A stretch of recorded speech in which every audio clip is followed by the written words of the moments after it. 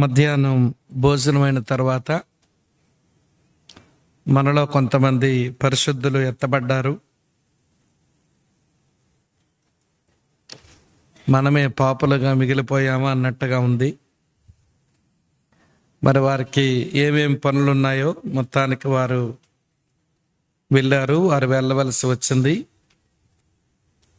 అయితే మిగిలి దేవుని వాక్యాన్ని, దేవుని సన్నిధిని ప్రేమించి ఉన్న మిమ్మలను హృదయపూర్వకంగా నేను అభినందిస్తున్నాను. ప్రభు నామంలో అందరికీ వందనాలు. మరొక సంగతి ఏమిటంటే, ఎప్పుడైనా మనం దేవుని సన్నిధిలోకి వెళ్ళి కూర్చున్నప్పుడు నా ముందున్న స్థలం అది ఖాళీ ఉండకుండా కూర్చోవాలి. ఇప్పుడు వద్దులేండి, తర్వాత నుంచైనా మనం ఈ జాగ్రత్తలు తీసుకుందాం. మన ముందున్న చోటు ఖాళీగా ఉంచి కూర్చున్నామనుకోండి, ఆలస్యంగా వచ్చే వాళ్ళు మనల్ని దాటుకుంటూ వస్తుంటారు. అప్పుడు దేవుని ఆత్మకార్యానికి అది అభ్యంతరం అవుతుంది. మనం కూడా శ్రద్ధ వహిస్తూ కూర్చున్న మనకు అది భంగం కలుగుతుంది. కాబట్టి దేవుని పిల్లలకు ఉండవలసిన క్రమశిక్షణ ఏంటి అంటే, మనం ఎప్పుడు దేవుని సన్నిధికి వెళ్ళి కూర్చున్నా నా ముందున్న స్థలం అది ఖాళీగా ఉండకూడదు అన్నట్టుగా కూర్చోవాలి. ఒకవేళ అలా ఖాళీ ఉంచి నేను కూర్చున్న వాడనైతే నేను ఒక నేరస్తురాలను, నేను ఒక నేరస్తుడను అని ఎంచుకోవడం దేవుని పిల్లలు అలవాటు అవ్వాలి. మరి ఉదయం 2 సార్లు గమనించాను.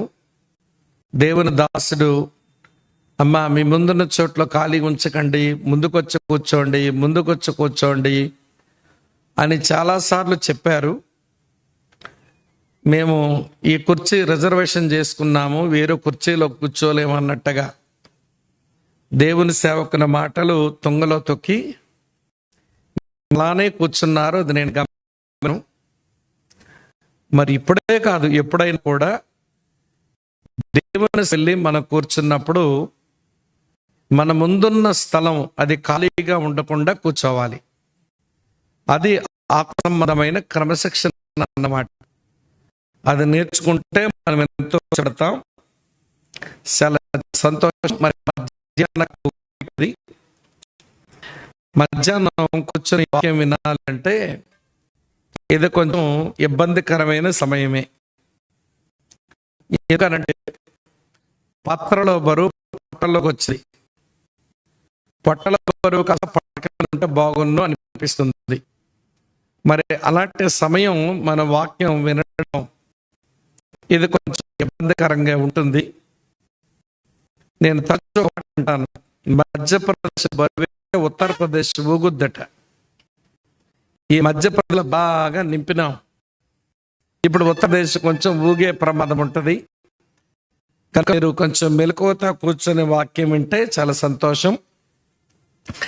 మరి విస్తరించి నేనేమి చెప్పను, అలాగనే సంగతులు చెప్పకుండా ఉండను. ఎందుకంటే సమయం చాలా ప్రాముఖ్యమైనది. ఈ సావాస నాయకులు, సేవకులు ఎంతో ప్రార్థన భారంతో ఏర్పాటు చేసే కాబట్టి దాన్ని దుర్గం చేసుకోవడం అది మనకు మంచిది కాదు. బైబిల్లోంచి వాక్యాన్ని చదువుదాం. నెహెమీయా గ్రంథం 2వ అధ్యాయం 18వ వచనంలో చివరి మాట, మనము కట్టుటకు పూనుకొందము రండని చెప్పి ఈ మంచి కార్యము చేయుటకి బలము తెచ్చుకుని. మనము కట్టుకొనుకొందము రండని చెప్పి ఈ మంచి కార్యము చేయుటకై బలము తెచ్చుకుని. మరికొన్ని మాటలు చదువుదాం. సామెతల గ్రంథం 24వ అధ్యాయం, సామెతల గ్రంథం 24వ అధ్యాయం 30వ వచనం నుండి 34వ వచనం వరకు ఇలా ఉంది. సోమరివాని చేను నేను దాటిరాగా తెలివిలేని వాని ద్రాక్ష తోట నేను దాటిరాగా, ఇదిగో దాని ఎందంతటా ముళ్ళ తొప్పలు బలిసి ఉండెను, దూలగుండ్లు దాని కప్పి ఉండెను, దాని రాతి గోడలు పడి ఉండెను. నేను దాన్ని చూచి యోచన చేసుకుంటుని, దాన్ని కనిపెట్టి బుద్ధి తెచ్చుకుంటుని.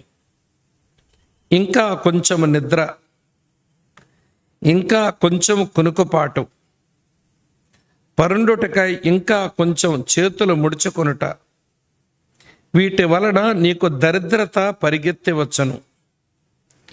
ఆయుధస్తుడు వచ్చినట్లు లేమి నీ మీదకి వచ్చును. ప్రభు ఈ వచనాలు మన ధ్యానం కొరకై ఆశీర్వదించునుగాక.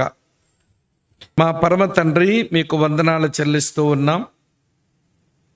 సహవాసమునకు మీరు అనుగ్రహించిన ఈ 4 దినాల కొరకై మీకు స్తోత్రాలు.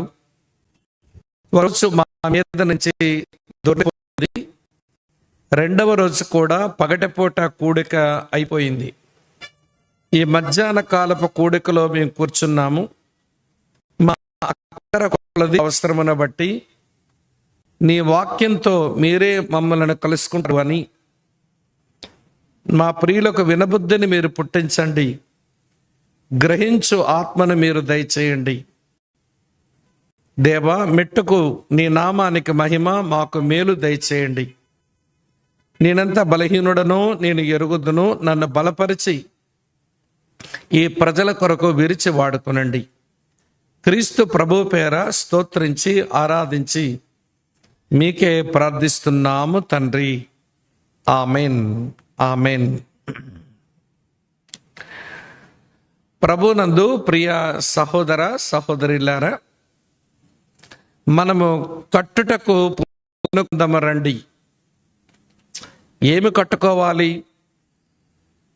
ఆ రోజున నెహెమ్యాతో ఉన్నవారు యెరూషలేము చుట్టూ ఉన్న ప్రాకారాలు పడిపోయి ఉంటే వాటిని మరలా కట్టుటకు పూనుకొందము రండి అని పిలుపునిచ్చుకొని వారు పనికి తయారయ్యారు.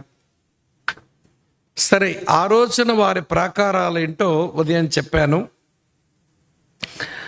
ఆ వరవడిలో ఈరోజు మనము కట్టుకోవలసింది మన ఆశల గోడలు సరిగా కట్టుకోవాలి. సరైన ఆశలు ఉంటే దాని వెనుక సరైన ఆచరణ వస్తుంది. సరైన ఆచరణ మనం కలిగి ఉంటే సరైనటువంటి ఆధ్యాత్మికత అబ్బుతుంది. కనుక పౌలు భక్తుడు కలిగి ఉన్న 5 ఆశలు నేను ఒకదాని వెంబడి ఒకటి చెప్పాను. మొదటి ఆశ యేసు ఎరగాలని ఆశ, అదొక గోడ. రెండవ ఆశ యేసును సంపాదించుకోవాలని ఆశ, అదొక ఆశ. మూడవ ఆశ యేసునందు కనబడాలని ఆశ, అది మరో ఆశ. నాలుగవ ఆశ యేసుతో ఉండాలని ఆశ, అది కూడా మరొక ఆశల గోడ. చివరి ఆశ యేసును ఘనపరచాలని ఆశ, ఇదొక ఆశల గోడ. దేవుని పిల్లల జీవితంలో పడిపోయిన ఈ గోడలు, ఈ ఆశల గోడలు తిరిగి నిర్మించుకుంటే మనం మేలు పొందుతాం. ప్రత్యేకమైన జీవితము మనకు అబ్బుతుంది. మనం భద్రపరచబడి కాపుదల కలిగిన జీవితాలు కూడా మనకి అబ్బుతాయి. అది ఈ ఉదయకాలం నేను మీతో చెప్పిన సందేశం. ఈ పూట మరొక విషయం గురించి మీతో మాట్లాడతాను. కట్టుటకు పూనుకొందాము రండి. ఏమి కట్టుకుందాం? కుటుంబాలు కట్టుకుందాం, కుటుంబములు కట్టుకొనుటకు పూనుకుందాము రండి. ఈ మధ్యాహ్నం నా సందేశం కుటుంబాలు కట్టుకోవటం. ఇప్పుడు నేను చెబుతున్న సందేశంలో చాలా సున్నితమైన విషయాలు ఉంటాయి. కొంతమందికి అవి నొప్పి కలిగించవచ్చు. నొప్పి కలిగినా పర్వాలేదు, కానీ పశ్చాత్తాపంతో ప్రభు పాదాలు పట్టుకొని మన కుటుంబాలు కట్టుకుంటే అది ఎంతో శ్రేయస్కరం. ఈ విషయాన్ని చెప్పడానికి నేను పూనుకున్నాను.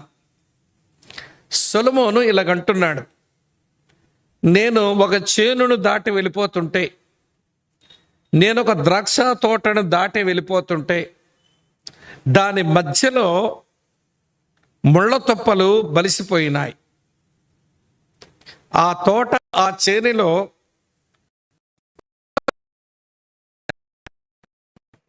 ఆ తోట చుట్టూ ఉండేటువంటి రాతి కూడా అయిపోయింది. కూడా తిరిగి కట్టబడాలి, దోగుండ్లన్నీ పెరికి తీసివేయబడాలి, ముళ్ళ తుప్పలన్నీ కొట్టబడి అవి కాల్చివేయబడాలి. అప్పుడు చేని లేదా తోట బాగుపడుతుంది. కానీ వాడు సోమరుడు కదా, కొంచెం సేపు కొనుక్కుతాను, కొంచెం సేపు నిద్రపోతాను, నేను కొంచెం సేపు చేతులు ముడుచుకుంటాను అని ఆ కారణం చేత దరిద్రత ఎత్తుకు వచ్చిందట. తర్వాత లేమి అనేది ఆయుధ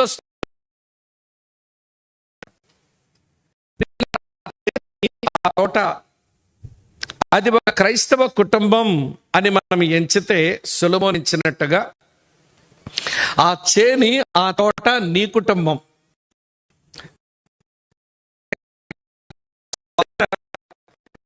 నీకుంది, భారీగా నీకుంది. కానీ మనం కొరికి నిద్రపోయి చేతులు ముడుచుకొని మనం సోమరిగా ఉన్న కారణం చేత చేని లేదా తోట అనబడిన మన కుటుంబంలో భయంకరమైనటువంటి ముళ్ళప్పలు బలిసిపోయినాయి. భయంకరమైన దూలగుండ్లు దాన్ని కమ్మేసినాయి.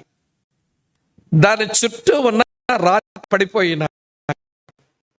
రాతి గోడలు తిరిగి కట్టాలి, దూలగుండ్లన్నీ పెరిగి పారేయాలి, ముళ్ళ తుప్పలన్నీ వాటిని కాల్చేయాలి. అప్పుడే ఆ చేను, ఆ ద్రాక్ష తోట సుభిక్షంగా ఉంటుంది.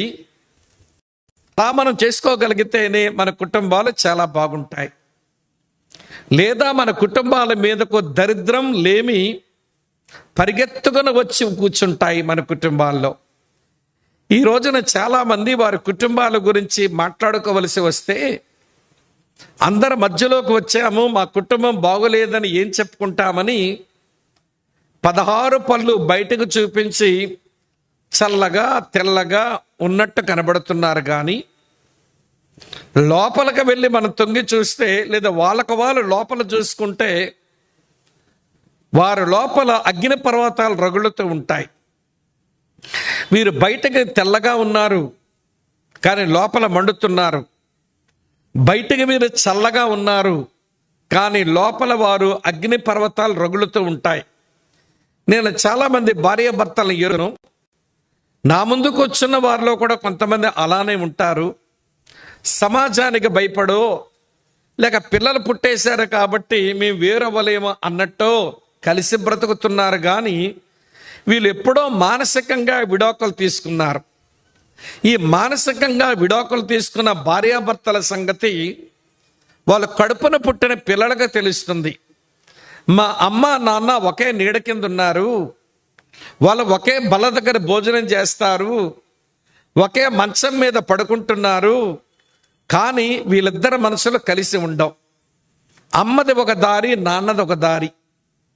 అమ్మ నిర్ణయాలు ఒకలాగా ఉంటాయి, నాన్న నిర్ణయాలు మరోలా ఉంటాయి. మా ఇంట్లో మా అమ్మ నాన్న వీళ్ళు మానసికంగా విడాకులు తీసుకున్న వాళ్ళు, మెంటల్లీ డివోర్స్డ్ పీపుల్. మానసికంగా విడాకులు తీసుకున్న వాళ్ళు శారీరకంగా కలిసి ఉన్నారు. ఎందుకంటే సమాజం ఏమనుకుంటుందో అన్న భయం. ఎప్పటికే కొంతమంది పిల్లలు పుట్టేసి ఉంటారు కదా, వాళ్ళు వదులుకోలేక కలిసి ఉన్నారు అంతే. లేకపోతే వీళ్ళు ఎప్పుడో విడిపోయి ఉండేవాళ్ళు. ఈనాటి కుటుంబాల పరిస్థితి ఇలా ఉంది. ఎందుకు అలా ఉందో మీతో చెప్పనా? అపోస్తలుడైన పౌలు క్రైస్తవ కుటుంబాల గురించి బైబిల్లో ఒక చోట మాట్లాడాడు. ఎఫెసీయులకు రాసిన పత్రిక 5వ అధ్యాయం 22వ వచనం నుంచి ప్రియుల పిల్లలలో 33వ వచనం వరకే చదివిస్తారు. కానీ పౌలు కుటుంబాల గురించి రాసిన ఆ లేఖన భాగం 33తో అయిపోలేదండి ప్రియులారా. అది ఎంతవరకు ఉంది అంటే ఎఫెసీయులకు రాసిన పత్రిక 6వ అధ్యాయం 9వ వచనం వరకు ఉంది. ఎఫెసీ 5:22 నుంచి ఎఫెసీ 6:9 వరకు ఉన్న ఈ భాగాన్ని గాని చదివితే ముందు భార్యాభర్తల గురించి రాశాడు. భర్తలారా మీ భార్యలను ప్రేమించండి అన్నాడు. అలాగనే స్త్రీలారా మీ పురుషులకు లోబడి ఉండండి అని రాశాడు. ముందు భార్యాభర్తల గురించి రాశాడు. అది అయిపోయిన తర్వాత దాన్ని చులకనగా తీస్తారేమో అని, ఒరే బాబు, ఈ రెండు క్రీస్తుకు సంఘానికి ఉన్నటువంటి ఒక మంచి అనుభవానికి ఉదాహరణ మీ భార్యాభర్తల అనుబంధమని క్రీస్తును గూర్చి సంఘాన్ని గూర్చి వ్రాసిన తర్వాత మళ్ళీ 6వ అధ్యాయం 1వ వచనం నుండి 4వ వచనం వరకు, తల్లిదండ్రులారా మీ పిల్లలను దేవుని బోధలోను శిక్షలోనే పెంచండి. పిల్లలారా ప్రభువునందు మీరు తల్లిదండ్రులకు విధేయులై ఉండండి అని తల్లిదండ్రులు పిల్లల గురించి రాశాడు. మొదటి అంశేమిటి అంటే భార్యాభర్తల గురించి రాసి, రెండో భాగం ఏంటనంటే ప్రియుల తల్లిదండ్రులు పిల్లల గురించి రాసి, ఇప్పుడు 6వ అధ్యాయం ప్రియులరా 5వ వచనం నుంచి 9వ వచనం వరకు, ఓ యజమానులారా మీ దాసులను సరిగా చూసుకోండి, ఓ దాసులారా మీ యజమానులకు లోబడి పనిచేయండి అని కుటుంబాల్లో ఉన్న యజమానులను గూర్చి, ఆనాటి కుటుంబాల్లో పనిచేస్తున్న దాసుల పరివారిని గూర్చి రాశాడు. ఇది క్రైస్తవ కుటుంబాన్ని గురించి ఆయన రాసిన ఒక మంచి వాక్య భాగం.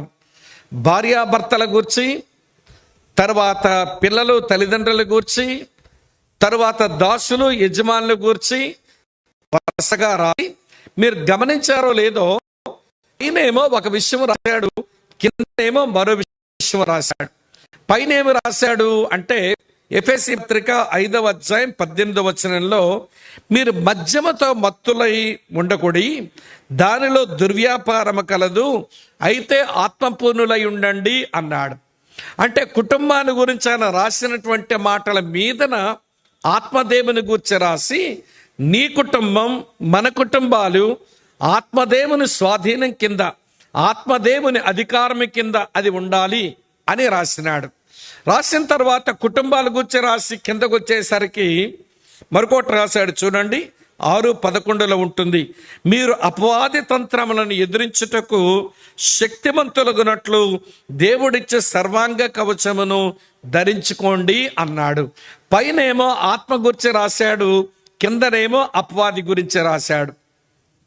నీ కుటుంబం ఆత్మదేవుని స్వాధీనములో అధికారములో ఉండకపోతే నీ కుటుంబం అపవాది నోట్లోనే చిక్కుద్ది అని కింద అపవాది గురించి రాశాడు. ఇక్కడ విషయం చెప్పన, ఈ బైబిల్ దేవుడు కుటుంబాల దేవుడు. కుటుంబాల మీద శ్రద్ధ ఉన్నవాడు గనక కుటుంబంలోని సభ్యుల గురించి కూడా భలే ప్రశ్నిస్తాడండి ఆయన. ఆదికాండం 4వ అధ్యాయంలోనే కయ్యూను తన్నాడు. ఏమయ్యా కయ్యూను, నీ తమ్ముడైన హేబేలు ఎక్కడున్నాడు అని అడిగాడు. చూసారా, కుటుంబంలో ఒక వ్యక్తి విషయమై ఆయనకి శ్రద్ధ ఉంది. అలాగనే ఆదికాండం 18వ అధ్యాయంలో, అబ్రహాము నీ భార్య అయిన శారా నవ్వనేలా అంటే నవ్వితో కూడా పట్టించేసుకుంటాడా దేవుడు?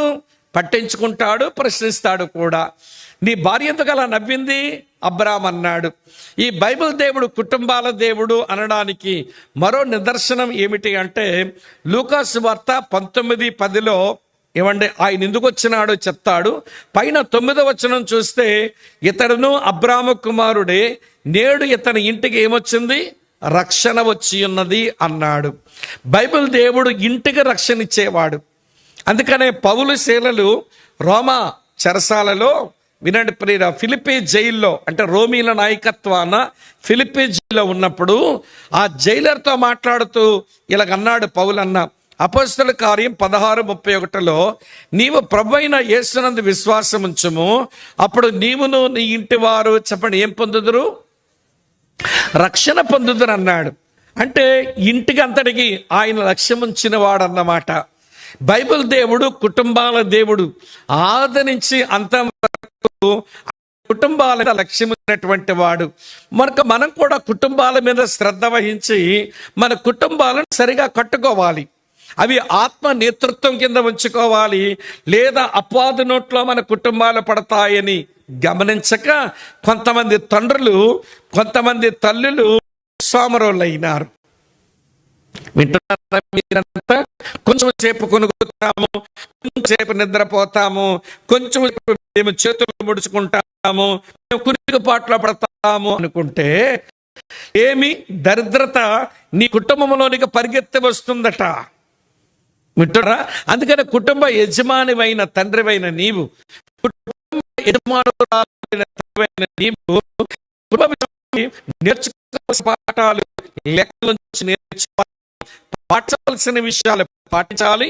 మెట్టుగా మన కుటుంబాలను చిన్న పరలోకం చేసుకోవాలి. భూమి పరలోకం ఎక్కడ ఉంది అంటే నా కుటుంబమే ఒక పరలోకం అని మనం చెప్పగలగాలి. అర్థమవుతుందా? ఇవి అర్థమవుతుందా? ఏమండి, పరలోకం ఎలా ఉంటుందంటే మా ఇంటికి వచ్చి ఒక 2 పరలోకం ఎలా ఉంటుందో మీకు తెలుస్తుంది అని చెప్పగలిగిన ఇక్కడ ఉన్న భార్యాభర్తలకుందా? మీరే రేసుకొక్కల్లాగా అరుచుకుంటారు, కరుచుకుంటారు. కొంత రేసుకొక్కలు ఉంటాయి చూడండి, బాగుమని. అట్లా భార్యాభర్తలు ఇద్దరు కరుచుకుంటారు, అరుచుకుంటారండి. మీ ఇల్లు పరలోకం లాగా ఎట్లుంటుంది? అమ్మా నాన్న చెప్పిన మాట పిల్లలు వినరు, పిల్లల మనస్తత్వాన్ని తల్లిదండ్రులు అర్థం చేసుకోరు. ఎద్దు ఎండలకలాగా, పోతు నీడకలాగా. ఎద్దుకు కావలసింది ఎండ, పోతుకు కావలసింది నీడ. మనసు గాని, ఆత్మ గాని, హృదయాలు గాని, అభిప్రాయాలు గాని ఏవి సమన్వయం కావండి, ఏవి సమన్వయం కావు. మాది క్రిస్టియన్ ఫ్యామిలీ అని చెప్పుకోవడానికి మనం సిగ్గుపడాలి. క్రిస్టియన్ ఫ్యామిలీ ఎలా ఉండాలో చెప్పాడు ఆయన. పైన ఆత్మను గుర్చి రాసి ఆత్మ స్వాధీన కింద ఉంచుకో, లేదా అపవాది నోట్లో నీ కుటుంబం పడిపోతుంది, జాగ్రత్త సుమా అని రాశాడు. సోమరదానివై నువ్వు ఒక సోమరుడై నీ కుటుంబం లేకుండా బతకం, ఇది నీకు సబబ కాదు అని ఒక దేవుని సేవకునిగా మీకు చేస్తూ, నీ సోమరత, నీ కునుగుపాట్ల వలన, నీ నిద్ర వలన, నీ చేనిలో, నీ తోటలో, అంటే నీ కుటుంబంలో మొలిచినటువంటి వింటున్నారా ముళ్ళతొప్పలేంటో చెప్తాను, చూపించేస్తా మీ ముళ్ళతొప్పలన్నీ. నీ చేతిలో, మీ తోటలో మొలిచినటువంటి ముళ్ళతొప్పతో పాటు కమ్మేసినటువంటి దూలగుండు చూపిస్తాను. మీ కుటుంబం, మీ చేని, మీ తోట చుట్టూ ఉండవలసిన రాతి గోడ అది ఎలా పడిపోయిందో అది కూడా చూపిస్తాను. చివరిగా నేను మీకు చెప్పేది ఏంటనంటే, నీ కుటుంబం బాగుంది అని అనిపిస్తే ప్రభు స్తుతించి టీరేకో లేక స్నాక్స్ కో వెళ్ళండి, రాత్రికి రాగండి.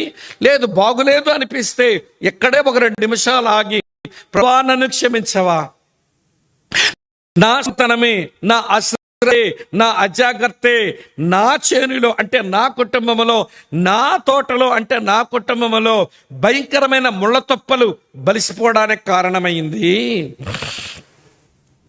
దూలగుండ్లు కమ్మేయడానికి కారణమైంది, రాతి గోడలు పడిపోవడానికి కారణమైంది. లోపం నా భార్యది కాదు నాయన, నాదే అని పశ్చాత్తాపడితే ఈ కూడికి ఏదైనా ప్రయోజనం ఉన్నట్టు. లోపం నా భర్తది కాదు నాయన, నాదే లోపం అని పశ్చాత్తాపడితే, లోపం నాదే ప్రభు, మా అమ్మ నాన్నది కాదు, లోపం మాదే నాయన, మా పిల్లలది కాదని ఏమండి మన గురించి మనమే పరీక్ష చేసుకుని లోతుగా చూసుకుంటే చాలా సంతోషం. రండి వరుసగా చెప్తాను, ఇలా వినండి. బలిసిపోయినటువంటి ముళ్ళతొప్పలు చేనే తోట యొక్క సారాన్ని లాగేసినట్టు, అమ్మ వింటున్నారా? బలిసిపోయినటువంటి ముళ్ళతొప్పలు చేని తోట యొక్క సారాన్ని లాగేసినట్టు నీ కుటుంబ సారాన్ని లాగేసి కొన్ని ముళ్ళతొప్పలు ఆల్రెడీ మొలిచాయి. అవి చూడడము నీ చేత కాలేదు, నరకడము చేత కాలేదు, వేలుతో పీకడము చేత కాలేదు, దానికి నిప్పెట్టడము చేత కాలేదు, అలా అని ముంచుకుంటున్నావు. అది నీ కుటుంబ సారాన్ని లాగేస్తుంది. ఆ ముళ్ళతొప్పలు మీ కుటుంబ సారాన్ని లాగేస్తున్నాయి. ఏంటో చెప్తాను నిదానంగా. ఆ ముళ్ళ తొప్పలేంటో. నువ్వు నిద్రపోయిన కారణం చేత, నువ్వు భార్యవే తల్లివేగా నీకు చాలా అజాగ్రత్త ఎక్కువ, ఆ కారణం చేత నీ తోట మీదకు భయంకరంగా దూలగుండ్లు కమ్మేసినాయి. ఇవేం చేస్తున్నాయో తెలుసా? ఇవి కుటుంబ అభివృద్ధిని, నీ తోట అభివృద్ధిని అణిచేస్తున్నాయి. వినండి, ముళ్ళ తొప్పలు సారాన్ని లాగుతున్నాయి, దూలగుండ్లు అభివృద్ధిని అణిచేస్తున్నాయి. రాతిగోడ పడిపోయింది.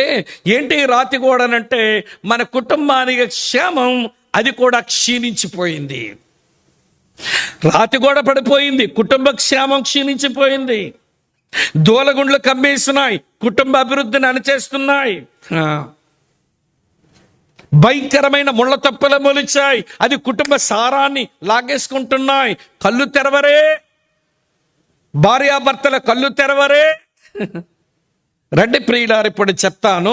మొట్టమొదట నీ కుటుంబ సారాన్ని లాగేస్తున్నటువంటి ముళ్ళ తొప్పల్లో ఒక ముళ్ళ తొప్ప, దాని పేరేంటో తెలుసా అండి? నిలిచి ఉన్న కోపం, స్టాగ్నేటెడ్ యాంగర్ అన్నారు. నిలిచి ఉన్న కోపం. ప్రియులారు, బైబిల్ కోప్పడొద్దని చెప్పడం లేదండి, కోప్పడు. కానీ ఆ కోపం సూర్యుడు అస్తమించే వరకే ఏమండి ఉంటే ఉండని, తర్వాత ఉండనియొద్దు అన్నాడు భక్తుడు. ఆత్మదేవుడు ఆ మాట రాయించాడు. ఎఫెసీయులకు రాసిన పత్రిక 4వ అధ్యాయం చదువుతారా ఈ మంచి మాట? ఎఫెసీ 4 చదువుతున్నాను. ఈ మాట 26వ వచనం ఇలా ఉంది: కోపపడు గాని పాపం చెయ్యకుడి, సూర్యుడు అస్తమించే వరకు మీ కోపం నిలిచి ఉండకూడదు, అపవాదికి చోటు ఇయ్యకండి. మీ ఇంట్లో నిలిచి ఉన్న కోపం ఉండిపోయింది అనుకోండి, నీవే సాతాను అపవాదికి చోటు ఇచ్చినట్టు. కోపడు, తప్పేం కాదు. ఉప్పు కారం తింటున్నావుగా, నీకెందుకు కోపం రాదు? అందుకే పాగోచి వాళ్ళ కారాలకు వచ్చి ఘాటుకుంటాయిగా. వింటున్నారా? ముఖ్యంగా అదే పశ్చిమ గోదావరి జిల్లా వాళ్ళ కారాలు కొంచెం ఘాటుకుంటాయిగా.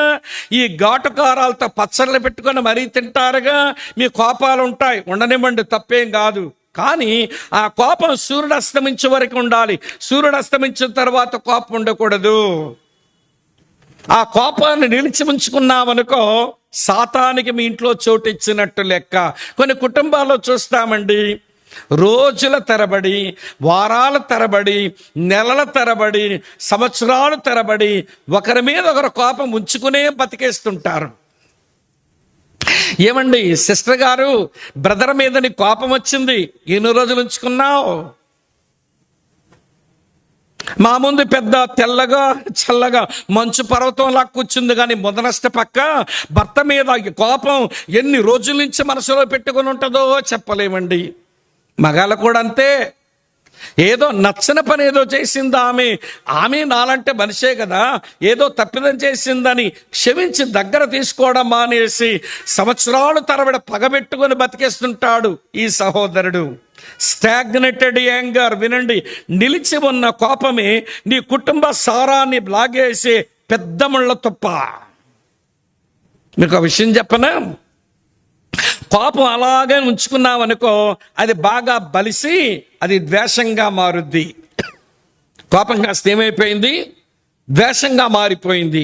ఆ ద్వేషాన్ని అలాగే ఉంచుకున్నామనుకోండి రోజుల తరబడి, ఆ ద్వేషం బాగా బలిసి అది పగగా మారుద్ది. ఆ పగను అలాగే ఉంచుకున్నామనుకోండి, నాకు టైం రాదా ప్రతీకారం తీర్చుకుంటానని ప్రతీకారంతో రగిలిపోతుంటారు. అరే, మనమంతా ఒకే కుటుంబ సభ్యులం, ఒకరి కీడు చేసేలాగా ఒకరి మీద ఒకరు ప్రతీకారం తీర్చుకునేటంత కోపాలు ఎందుకండి?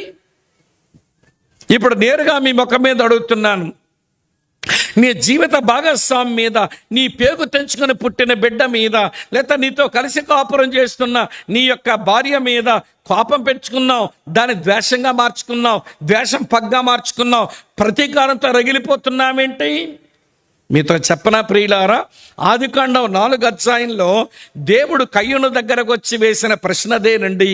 ఇది మంచిది కాదని ఇలా ప్రశ్నించాడు. ఆదికాండం 4వ అధ్యాయం చదువుతాను చూడండి, 6వ వచనంలో, యెహోవా కయ్యూనుతో నీకు కోపమేలా? ఏమయ్యా బాబా, అంత కోపం ఏంటి నీకు? ముఖం చిన్నపుచ్చుకున్నావేమి? నువ్వు సత్క్రియ చేసే తలెత్తుకోవా? సత్క్రియ చెయ్యని ఎడల వాకిట పాపం పొంచి ఉండును కదా, నీ ఎడల దానికి వాంఛ కలుగును కదా. అంత కోపం ఏంటయ్యా నీకు? ప్రియ సోదరి స్నేహితులారా వినండి, కోపం కాస్త ద్వేషమయ్యింది, ద్వేషం కాస్త పగయ్యింది, పగ కాస్త ప్రతీకారమయ్యింది. ఇప్పుడు దేవుని సందులోంచి ఆ పొలములోనికి వెళ్ళి తన అన్నదమ్ముడైన హేబేలుతో మాట్లాడి అతను నరహంతకుడుగా మారిపోయినాడు. అదే 4:8 ఉంది. కయ్యూను తన తమ్ముడైన హేబేలుతో మాట్లాడాను. వారు పొలములో ఉన్నప్పుడు కయ్యూను తన తమ్ముడైన హేబేల మీద పడి అతన్ని చంపెను. కోపముతో మొదలయ్యింది, చివరికి నరహత్యలో తేలింది. ఈరోజు చాలా కుటుంబాల్లో మర్డర్స్ ఉన్నారు. అరే, మర్డర్ చేసిన జైల్లో ఉంటారు కదండి అంటారేమో, అది భౌతికంగా జైల్లో ఉంటారులేండి, కానీ మర్డర్ చేసిన వాళ్ళు ఈ రోజున కుటుంబాల్లో ఉన్నారు. తన భార్యను మర్డర్ చేసినోడు, తన భర్తను మర్డర్ చేసిన అమ్మ, అంటే భౌతికంగా పీక కొయ్యలేదు, భౌతికంగా రాయితో కొట్టే చంపలేదు, కానీ కోపం ద్వేషం ఉంచుకున్నామనంటే నువ్వు ఆల్రెడీ నరహత్య చేసినట్టేనట. నేను చెప్పలేదండి, బైబిల్ చెప్పింది. చూపిస్తాను చూడండి. 1 యోహాను పత్రిక 3వ అధ్యాయంలో, యోహాను వ్రాసిన 1 పత్రిక 3వ అధ్యాయంలో మీ కొరకై చదువుతాను చూడండి. 1 యోహాను పత్రిక 3వ అధ్యాయం 15వ వచనం. తన సహోదరుని ద్వేషించువాడు నరహంతకుడు, ఏ నరహంతకుని యందు నిత్య జీవముండదు. కోపముతో ద్వేషముతో నువ్వు రగిలిపోయి ద్వేషమే నీ లోపలుంటే నీకు మారు మనసే లేదంటున్నాడు యోహాను. నీకు పరలోక రాజ్యమే ఉండదంటున్నాడు యోహాను. యోహాను ద్వారా పరిశుద్ధాత్ముడు నీవు నిత్య జీవమే పొందలేదంటున్నాడు యోహాను ద్వారా పరిశుద్ధాత్ముడు. ఇలాంటి వచనాలు చదువుతున్నప్పుడు మనకి భయం ఎందుకండి కలగడం లేదు? రాటుదేలిపోయారా? అయ్యో, నా సహోదరి మీద కోపం ఉంచుకుంటే, నా సహోదరి మీద కోపం ఉంచుకుంటే అది కాస్త ద్వేషంగా మారిపోతే నన్ను దేవుడు నరహంతకుడు అంటున్నాడు, నిత్యజీవం ఉండదంటున్నాడు, పరలోకమే పొందుకోలేనా అన్న భయంతో బతకవలసిన దేవుని పిల్లలు నిలిచి ఉన్న కోపం. ఎంతకాలం అయిందమ్మా నీ భర్తతో మాట్లాడమ్మా అనేసి? ఎంతకాలమైంది నీ కోపం వచ్చుంటే? 6 నెలలండి. బొగ్గలు తిప్పుతుంది, బొగ్గల బలి. బొగ్గపాటు పొడిచిన లేడు దీనికి, బుద్ధి లేని ఆడది. అంత కోపం ఏంటమ్మా ఆయన మీద? మాట్లాడు అంతే. నా కోపం ఎక్కువ. కావాలంటే ముక్కు చూడండి, ముక్కు మీద చెమట వచ్చింది అంటుందో కావడి, ముక్కు కోసియాలి, సోర్పణక ముక్కు కోసినట్టు. దీన్ని చెప్పుకోవడానికని సిగ్గుండాలి కదా. నేను కోపంతో రగిలిపోతున్న మనిషిని, ఇలా ఉండకూడదని నాకు తెలుసు, కానీ ఇలా ఉన్నానని సిగ్గుపడి పశ్చాత్తాపడాల్సిన పోయి మళ్ళీ మా కోపం ఎక్కువని పెద్ద డిగ్రీ చెప్పుకున్నట్టు చెప్పుకుంటారేంటి? ముళ్ళ తప్ప బలిసింది. నిలిచి ఉన్న కోపం అనే ముళ్ళ తప్ప బాగా బలిసింది. అర్థమవుతుందా వ్యర్థమవుతుందా? అర్థమవుతుందా వ్యర్థమవుతుందా వేరే విషయం, కానీ ఈ స్వామిగాడ మీద ఒళ్ళు మండుతున్నట్టుంది మీకు. మండనే మండిపోయేది. ఆదివారం రాత్రి వరకే, సోమవారం మీకు కనబడితే ఒట్టు. అమ్మా, అర్థమవుతున్నదా విషయం? నిలిచి ఉన్న కోపం అది ఒక పెద్ద ముళ్ళ తప్పండి. ఉంచుకుంటున్నారండి మన వాళ్ళు అలాగే. దాన్ని కొయ్యటం లేదు, వేలు పీకడం లేదు, ఏమంటే కిరసనాలు పోసి దాన్ని మంట పెట్టి దాన్ని బుడిది చేయటం కూడా చేత కావడంలా. వద్దు వద్దు వద్దు. కోపం వస్తే రానివ్వండి, కానీ భార్యాభర్తలు మీరు పాన్పు మీదకు అనగా మీ పడక మీదకు వెళ్ళే లోపుగానే ఆ కోపానికి సమాధి కట్టండి. లేదా అది ఉంచుకున్నారనుకోండి, మీ పాన్పుని మీరు అపరిశుద్ధపరుస్తున్నారన్నమాట. పాన్పు ఎలా ఉంచుకోమన్నాడు? హెబ్రీ పత్రిక 13వ అధ్యాయం 4వ వచనంలో వివాహం అన్ని విషయముల ఘనమైనది. ఆ తర్వాత ఏంటి? పాన్పు నిష్కలంకంగా ఉంచుకోవాలి. మీరు కోపాలతో మంచం ఎక్కి, ఈ దరిద్రం ఏంటో కానండి, ఈ కాలంలో మనకు మంచాలు చేయించుకుంటున్నామే, కింగ్ సైజు మంచాలు వచ్చాయి ఇప్పుడు మనకి. ఏం సైజు అంట? కింగ్ సైజు మంచాలు. కింగ్ సైజు మంచాలు అనంటే, అమ్మ వింటున్నారు మీరంతా? ఏమంటే 6.5 అడుగులు పొడుగు, 6.5 అడుగులు వెడల్పు. ఈ కోపాలతో మంచం ఎక్కి ఇతగాడేమో ఈ చివర పడుకుంటాడు, ఆవిడ గారేమో ఆ చివర పడుకుంటుంది, మధ్యలోనే సైతాన్ని పండబెడతారు. అసలు మంచం ఇరుగ్గుంటేనే మంచిది. పాతకాలం రోజున ఆ ఇరుకు మంచాల్లో పడుకున్నారే, వాళ్ళే బాగున్నారు. పెద్ద మంచాలు చేసుకొని సుఖమరుగుతామనుకున్నాం, కానీ మనం దూరం అయిపోతున్నాం అనే విషయం అర్థం కావడం లేదు మన వాళ్ళకి. అర్థమైందా వ్యర్థమైందో ఏమన్నా కానివ్వండి, విషయం అయితే అదేనండి. నిలిచి ఉన్న కోపమే మన కుటుంబాల్లో బలిసినటువంటి, అమ్మ వింటున్నారా, ఏమంటే బలమైన ముండ్ల తప్ప. ఒకటి చెప్పాను, రెండోది చెప్తాను రండి. రెండవ ముళ్ళ తప్ప ఇదేంటో తెలుసా అండి? అమ్మ వినండి, అబద్ధాలతో మోసం చేసుకోవడం. ఏమండి? డిసెప్షన్ బై లయింగ్, అబద్ధాలు చెప్పుకొని మోసాలు చేయటం. అమ్మ వింటున్నారా? ఇది కుటుంబంలో తగదండి. ఒకరితో ఒకరు అబద్ధాలు చెప్పుకొని ఒకరినొకరు మోసం చేసుకోవడం, ఇది కుటుంబ జీవితానికైతే తగదు. కానీ అది కూడా మన వాళ్ళు అలవాటు చేసుకుంటున్నారు. వాక్యం ఏమంటుందో చూపిస్తాను రండి. బైబిల్లో ఇలా రాసి ఉంది. ఎఫెసీ పత్రిక 4వ అధ్యాయం, ఎఫెసీలకు రాసిన పత్రిక 4వ అధ్యాయం 25వ వచనం చూడండి ఏముందో. మనము ఒకరికి ఒకరము అవయవములమై ఉన్నాము గనుక మీరు అబద్ధమాడుట మాని ప్రతి వాడును తన పొరుగువానితో సత్యమే మాట్లాడవలెను. భార్యాభర్తలైన మీరు ఒకరికి ఒకరు అవయవాలై ఉన్నారు కుటుంబంలో, కనుక మీరు అబద్ధం ఆడడం మాని ప్రతి వాడును తన పొరుగువానితో సత్యమే మాట్లాడవలెను. అబద్ధాలతో మోసం చేసుకోవడం. మధ్యాహ్నం కదా బిగిసిపోతున్నారు, జోక్ చెప్తాను వినండి. ఒక ఆయనేమో పొలంలో కొంచెం ఏదో పండితేను వాటిని అమ్మాడు, పైసలు వచ్చినాయి, భారీగా దాచిపెట్టమని ఇచ్చాడట. ఈవిడ గారు దాచిపెట్టింది డబ్బులు. ఏమంటే ఈలోగా వీధిలోకి చీరలు అమ్ముకునేవాడు వచ్చాడు. ఈ చీరలు అమ్ముకునే వాళ్ళు కూడా భలే తెలివైన వాళ్ళు. మీరు చూసి ఆకర్షించబడతారని చీరలకు కూడా సినిమా పేర్లు పెట్టి అమ్ముతున్నాడు వాడు. చూడాలని ఉంది చీరలమ్మన్నాడు. ఏం చీరది? దీని పేరు మాట్లాడరేమమ్మా, ముత్యాల ముగ్గు చీరమ్మ అన్నాడు. ఈ అమ్మలక్కలవన్నీ వినగానే చూడాలని ఉంది చీర ఉందన్నాడు. చూస్తే ఏం పొద్దలే బాబు, మూట కొంచెం దించు, చీరలన్నీ చూపించండి. అందులో చీర నచ్చింది, కొనుక్కోవాలనిపిస్తుంది. డబ్బులు ఎక్కడున్నాయి?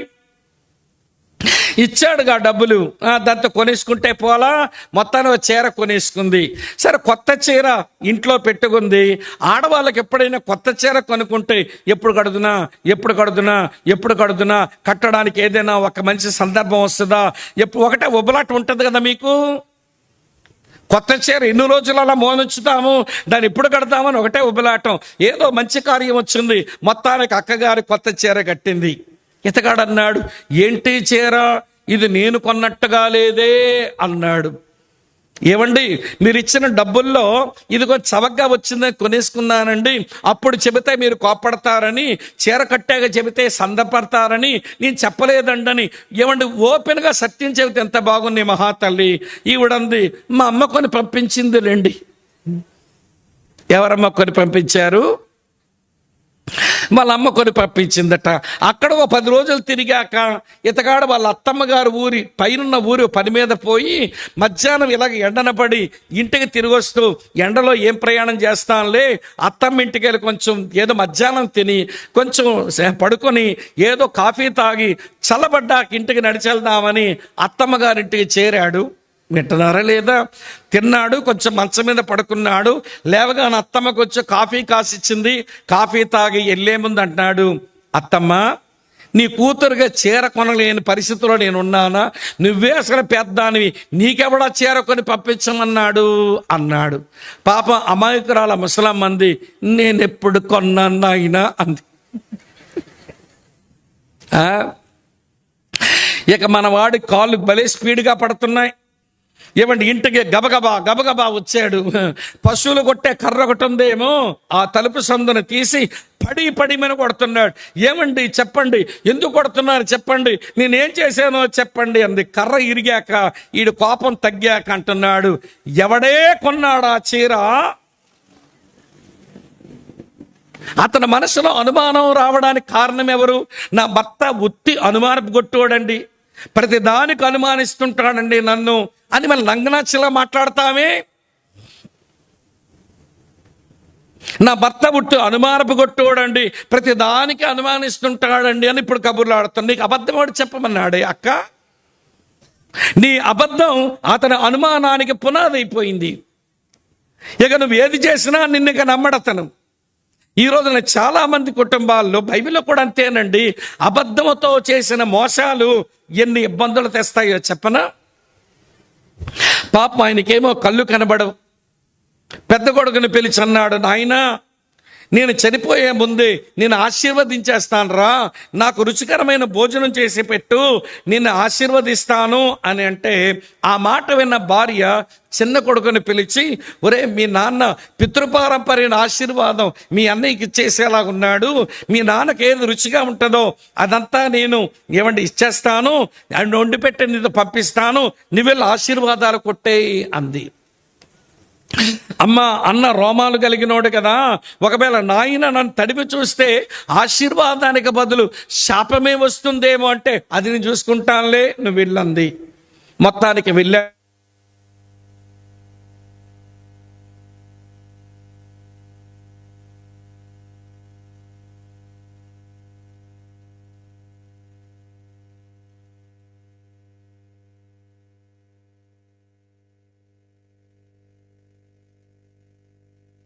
ఇప్పుడే కదా విన్నావు,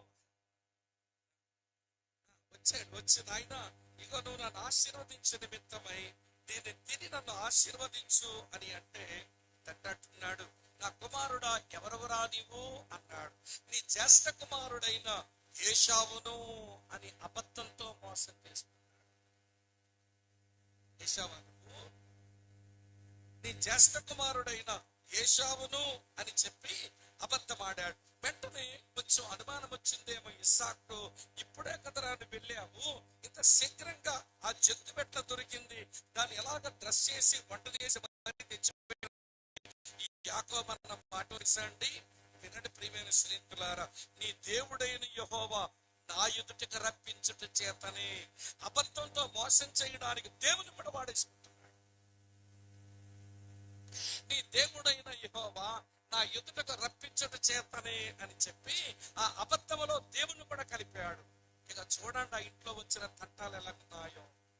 పెద్ద కొడుకైన ఏశావు చిన్న కొడుకైన యాకోబు కనబడి చంపేద్దామన్నంత కోపంతున్నాడు. చిన్న కొడుకు ఇంట్లో నుంచి పారిపోవలసి వచ్చింది. అమ్మ చనిపోయే సమయానికి చిన్న కుమారుడు దూరంగా ఉండవలసి వచ్చింది. ఆ ఇంట్లో ఆ సంసారం, అసలు ఇస్సాకు రెబెకాల పెళ్లి ఎంత ఆశీర్వాదకరంగా జరిగిందండి. ఇస్సాకు రెబెకాకి పెళ్లి చూపులున్నాయా? మాట్లాడరే, లేవు. కట్న కానుకలు మాటలున్నాయా? ఆ మాటలు లేవు. ఇల్లు చూపులున్నాయా? ఆ సంగతి లేదు. అసలు దేవుని చిత్తమని పెళ్లి చేసుకున్నారు. వినండి, ఒక మాట చెప్తాను, దేవుని చిత్తములో వారికి పెళ్ళయింది కానీ సంసారాన్ని దేవుని చిత్తంలో ఉంచుకోలేకపోయారు. అందుకే అప్పుడప్పుడు మా సేవకుల పెళ్లిల్లో ప్రార్థన చేస్తున్నప్పుడు, ప్రభువా ఈ జంటను అబ్రాము శారాలాగా దీవించంటే, పోన్లే మంచి ప్రార్థన చేస్తున్నారు అనుకుంటా. ఎలిజబెత్ జకర్యాలాగా దీవించంటే బాగా ప్రార్థన చేస్తున్నారు అని అనుకుంటా. కానీ ఇస్సాకు రెబెకాలా దీవించంటే నాకు గుడి జారిపోద్ది. ఈ పాస్టర్ గారంటే ఎట్లా ప్రార్థన చేస్తున్నాడు, బుర్రని చేస్తున్నాడా లేదా? ఇస్సాకు రెబెకాల సంసారం దేవుని చిత్తమును ఉంచుకోలేకపోయారు. ఆ ఇంట్లో భయంకరమైన శత్రుత్వం వచ్చింది. మోసం అండి. ఆ ఇంట్లో అబద్ధాలతో మోసాలు చేసుకుంటున్నారు. ఆ ఇంట్లో అక్క చెల్లి తమ్ముడన్నా వినండి, ఇది అబద్ధాలతో పరస్పరం మోసగించుకోవడం అనేది, వింటున్నారా ఈ మాట, అది కుటుంబాలలో బాగా బలిసిన ముళ్ళ తుప్ప. భర్తను మోసగించడం, భార్యను మోసగించడం, అబద్ధంతో అమ్మా నాన్నను మోసగించడం, అబద్ధంతో పిల్లలను మోసం చేయటం. ఈ రోజున మోసమే, అబద్ధాలు చెప్పుకొని మోసం చేయటమే అలవాటైపోయింది. అబద్ధాలతోనే బతికేస్తున్నారండి, అబద్ధాలతో మోసం చేసుకునే బ్రతుకుతున్నామండి. అందుకే మన సంసారాలు అవి చిన్న పరలోకం లాగా లేవు. ఇప్పుడు భర్త ఏటో బయటికి వెళ్ళబోతున్నాడు. భార్య అడుగుతుంది, ఏమండి ఎక్కడికని? చెప్పరాదా? ఎత్తకండి, నీకెందుగా, నువ్వేంటి అడగడం? మరి ఆవిడ అడక్క దారిని పోయి దానం వచ్చి అడుగుద్దా నువ్వు ఎక్కడికి వెళ్తున్నావని? నీ కట్టుకున్న భార్య గనక ఎక్కడికి వెళ్తున్నారండి అని అడిగింది, చెప్పరాదా? ముఖమేంటో చిట్లించుకొని రుసరుసలాడుతూ వెళ్ళిపోతాడు ఈ మహానుభావుడు బయటికి. జవాబుదారీతనం లేనోడు, లెక్కప్ప చెప్పడం ఇష్టం లేనోడు, నీ జీవిత భాగస్వామి అడిగింది ఎక్కడికని చెప్పరాదా? చెప్పరండి. పోని రుసరుసలాడి చెప్పకుండా వెళ్ళిపోయినోనే నమ్మొచ్చు. కొంతమంది ఉంటారండి మగాళ్ళు, ఏమండి ఎక్కడ కండనంటే జవాబు చెప్పినట్టే చెప్తాడు కానీ జవాబు కాదు. ఎలా చెప్తాడో చెప్పనండి, ఇతగాడు ఎక్కడ కండనంటే అలాగంటే ఏంటి, ఇలాంటి వాడు అస్సలు నమ్మకూడదు అమ్మా, ఇలాంటి మగాళ్ళు ఉంటే నమ్మకండి మగాల్ని. అలాగంటాడేంటి, చెప్పడే ఎక్కడికి వెళ్తున్నారండి అంటే జవాబు చెప్పినట్టే చెప్పాడు కానీ జవాబు కాదు, అలాగన్నాడు. మనకు ఆన్సర్గా రాలా. కొంతమంది దొంగ మగాళ్ళు ఉంటారు, అబద్ధాలతో మోసాలతో బతికే వాళ్ళు. వీళ్ళు భలే నంగనాచి మనుషులు అన్నమాట. ఆడలు కూడా అలాంటి వాళ్ళే ఉంటున్నారు ఈరోజు సమాజంలో. కనుక వినండి, మన ఇళ్లల్లో ఇవ్వండి అబద్ధాలతో పరస్పరం మోసం చేసుకుని ముళ్ళ తుప్పలు బలిసిపోతున్నాయి. కళ్ళు తెరిచి చూడు, కునుకుతానంటావే, కొంచెం సేపు నేను నిద్రపోతానంటావేం, సోమరోడా సోమరదానా, నీ చేనులో నీ కుటుంబంలో ముళ్ళ తుప్పలు బలిసిపోయినా ఇప్పటికే. 2 చెప్పాను, ఇంకెక్కువ చెప్తే ఇంక ఇబ్బందిగా ఉంటుంది. ఇంకొక విషయం చెప్తాను, వినండి, బాగా వినండి ప్రియులారా. మన కుటుంబాల్లో ఈ రోజుల్లో బలిసిపోతున్న మరొక పెద్ద ముళ్ళ తప్పు ఏంటనంటే ఎన్స్ట్రేంజ్మెంట్, అంటే పరాయి వాళ్ళగా ఎంచడం. కుటుంబం అంటే అందరము కుటుంబ సభ్యులం. ఆ వ్యక్తి వల్ల సంపాదన లేదనో, లేక ఈ వ్యక్తి కొంచెం దుబారా చేస్తుందనో, లేకపోతే అతగాడు టైంకి వచ్చి మేసిపోతాడు అని చెప్పో మొత్తానికి ఆ వ్యక్తిని పరాయి వ్యక్తి కింద చూడడం, అదే మన ఇళ్లలో బలిసిపోయిన ముళ్ళ తప్ప. దైవజనుడు సమూయేలు ఇంటికి వస్తున్నాడండి, దహన బలి అర్పిస్తాడండి. ఇంటి దగ్గర శుభకార్యం జరుగుతుందండి. అందరి కొడుకుల్ని పిలిపించావే, మరి దావీదేం తప్పు చేశాడయ్యా? ఎస్ఐ నువ్వు పిలవలేదే? ఆడ పెద్ద లెక్కల్లో ఉన్న మనిషి ఏం కాదు, వాడు పెద్ద లెక్కల్లో ఉన్న మనిషి ఏం కాదు. ఏమమ్మా రెబెకా, యాకోబు, ఇస్సాకు మీరెప్పుడు కలిసి బాగా సంభాషించుకుంటారు, అరణ్యాలు బట్టి తిరిగేటువంటి వాడు కలుపుకోరా మీరు? మీ నలుగురు ఒక దగ్గర ఉండరా? మీరు కావాలంటే చదవండి. చిన్న పిల్లలప్పుడు ఏశావు, యాకోబు, రెబెకా, ఇస్సాకు కలిసి ఉన్నారు కానీ ఇక బైబిల్లో ఎప్పుడూ నలుగురు కలిసి ఉండరు. ఈ ముగ్గురు కలిసి కనబడతారు కానీ పాపం ఏశావు కలిసి ఉండలేడు వీళ్ళతో. పరాయి వాడు అన్నట్టుగా, ఈ కుటుంబాన్ని చెందనవాడు అన్నట్టుగా వాడు తిరుగుతున్నాడు. ఈరోజు చాలా కుటుంబాల్లో కొంతమంది వ్యక్తులు, మేము పరాయి వాళ్ళమండి, మా ఇంట్లో నన్ను ప్రేమించే వాళ్ళు ఎవరు లేరండి, నేను పరాయిదాన్నండి, వీళ్ళందరూ ఇంట్లో ఉన్న వ్యక్తుల్లాగా నన్ను చూడరండి అని బాధపడే వాళ్ళు కనబడుతున్నారు. ఇదే ఎన్స్ట్రేంజ్మెంట్ అంటే. అమ్మ అర్థమవుతుందా విషయం?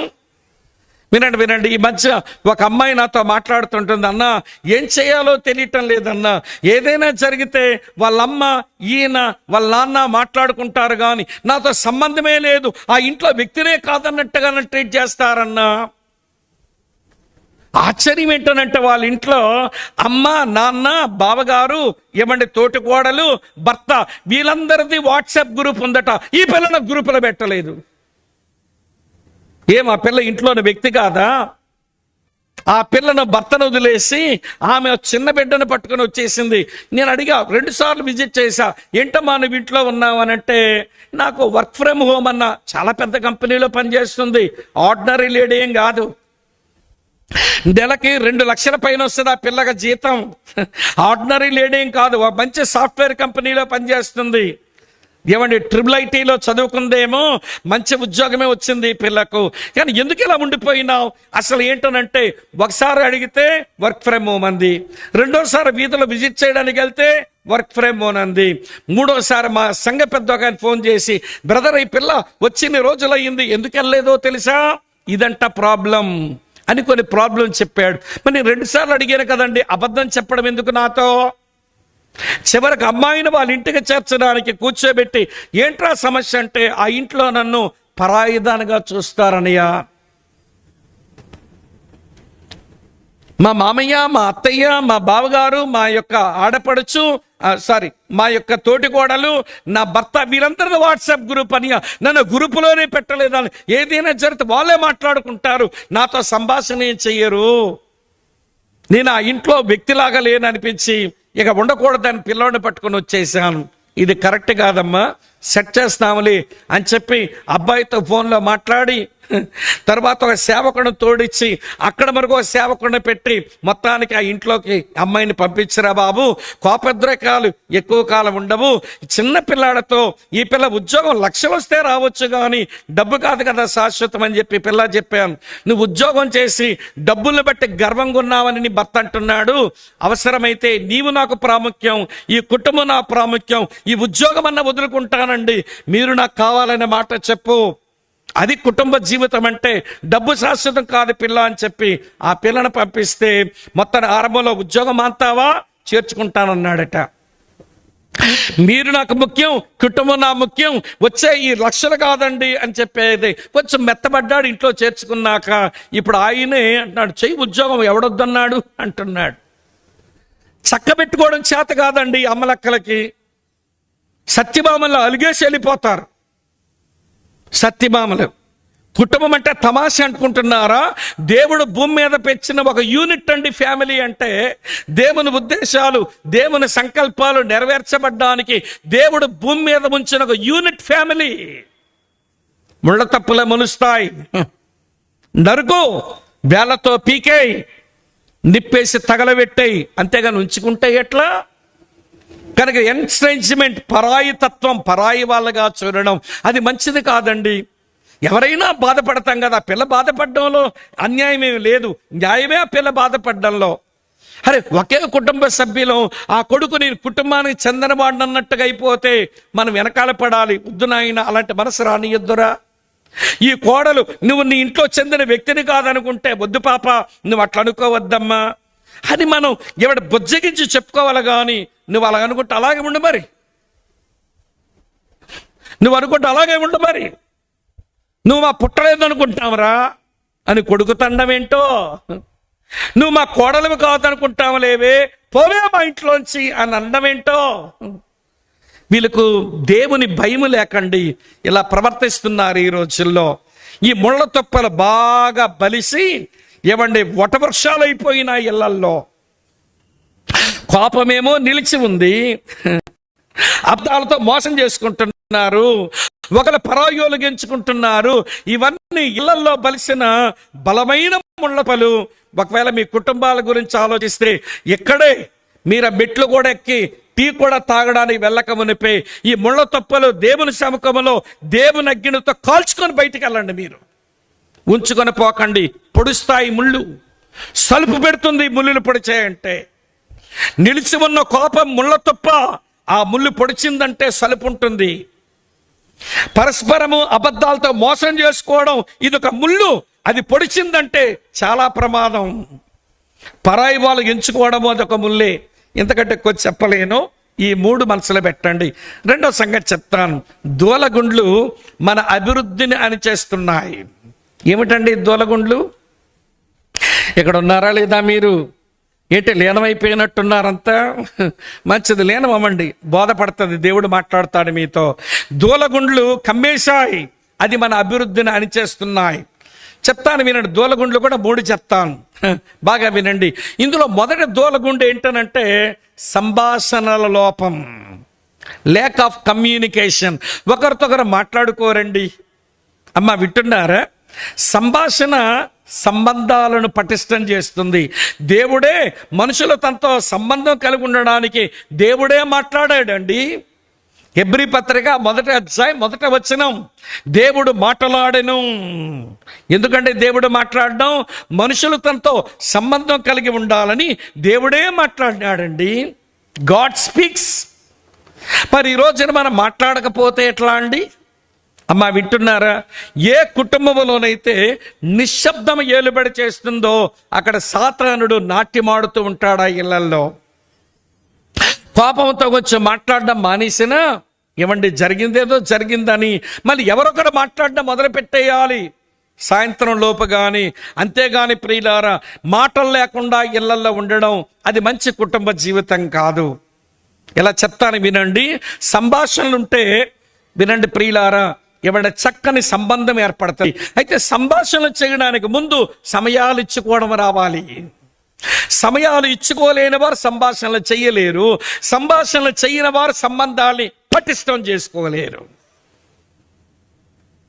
సమయాలు ఒకరికొకరు ఇచ్చుకోలేరండి. ఈవిడి గారి పనులన్నీ అయిపోగానే, వింటున్నారా లేదా, టీవీ ముందు కూర్చొని సీరియల్ కథ పెట్టుకుంటుంది. బుర్రకాయ ఇట్లా పెట్టుకొని సీరియల్ కథ. భర్త ఏమో డ్యూటీ నుంచి వచ్చాడు, కొంచెం స్నానపానాలు చేసి ఎవడ కూర్చున్నప్పుడేమో సెల్ ఫోన్ పెట్టుకొని యూట్యూబ్ ముందు ఈయన కూర్చున్నాడు. కూతురేమో ఎవడ సాయంత్రం వచ్చి ఆ పిల్లేమో ల్యాప్టాప్ ఆన్ చేసుకుని ల్యాప్టాప్ ముందుకు వచ్చింది. కుర్రగాడేమో వాడు ఎక్కడి నుంచో వచ్చి వాడు ఇంటర్నెట్లో ఐప్యాడ్లో వాడేదో చూసుకుంటున్నాడు. నాన్నదేమో సెల్ ఫోను, కొడుకుదేమో ల్యాప్టాప్, కూతురుదేమో ఐప్యాడ్, భార్యదేమో టీవీకి సమయం ఇస్తుంది మహాతల్లి. ఇతగాడు సెల్ ఫోన్కి టైం ఇచ్చాడు, కూతురేమో ల్యాప్టాప్కి టైం ఇచ్చింది, కొడుకేమో ఐప్యాడ్కి టైం ఇచ్చాడు. ఇక టైంని ఒకరికోళ్ళు ఇచ్చుకోవడానికి ఏముందండి? సమయాలు ఇచ్చుకోలేని దగ్గర సంభాషణలు ఉండవు, సంభాషణలు లేని దగ్గర సంబంధాలు ఉండవు. ఏమండి అక్కలు, నీ భర్తతోనూ నీ పిల్లలతో మాట్లాడడానికి నువ్వు ఇచ్చిన సమయం ఎంత? టీవీ మీద కూర్చోవడం అయిపోయిన తర్వాత ఈ మహాతల్లులు అలవైపు చూడలేండి, మళ్ళీ బాధపడతారు. ఏమండి టీవీ ముందు కూర్చొని సీరియల్ కథ చూడడం అయిపోయాక ఇక ఏమీ రావడం లేదు, టీవీ కట్టేసి ఏమండి గోడ దగ్గరికి వచ్చి పిన్ని, ఆ పిన్నమ్మ వచ్చింది, దిక్కుమాలి పిన్నమ్మ. కార్తీక దీపం ఏమైందో తెలుసా? నీ కార్తీక దీపం ఆరిపోను. ఆ గోడ దగ్గరికి వెళ్ళి ఆ అమ్మతో మాట్లాడుతుంది. ఇంట్లో భర్త ఉన్నాడు, ఇంట్లో పిల్లలు ఉన్నారు, వీళ్ళతో మాట్లాడడానికి ఇవిడికి టైం లేదు. పిన్ని అని పిన్ని సంభాషణ అంతా విని వెళ్ళిపోయిన తర్వాత మళ్ళీ ఎవరు లేరుగా ముందుకు వచ్చి వదినా అని పిలుస్తుంది. ఆ వదిన రక్ష వస్తుంది, దాంతో ముచ్చట్లు పెట్టుద్ది. ఆ వదిన కూడా వినేసి వెళ్ళిపోయిన తర్వాత ఇంకా ఎవరూ లేకపోతే ఈ గోడ దగ్గరికి వచ్చి అత్తయ్య గారు అంటే అత్తరాక్ష వచ్చుద్ది, దీంతో సంభాషణ ఇస్తుంది. అరే, దేవుడు నాకు ఇచ్చిన భర్త పిల్లలు, వారితో నేను సంభాషించాలా, వారికి నేను సమయం ఇవ్వాలా, మా సంబంధాలు పటిష్టం చేసుకోవాలని బుర్ర లేదంటే ఈ రోజున ఆడాళ్లకు. మగాళ్ళకు కూడా అంతే, సమయాలు ఇవ్వరు, నొచ్చుకుంటారేమో. నేను చాలా కాలం కిందట చదివిన ఒక సంఘటన చెప్తాను. ఒక చిన్న పిల్ల అండి, వింటున్నారా మీరంతా? ఒక చిన్న పిల్ల వాళ్ళ నాన్న దగ్గరకు వచ్చింది. డాడీ, మీరు నెలంతా ఉద్యోగం చేస్తారు కదా, మీకు ఎంత జీతం ఇస్తారు అని అడిగింది. గర్వంగా వాళ్ళ నాన్న అన్నాడు 30,000 అన్నాడు, 30,000 అన్నాడు. ఆ పిల్ల అమ్మో 30,000 డాడీ, మీకు రోజుకి ఎంత అవుతుంది డాడీ అంది. 1,000 అన్నాడు.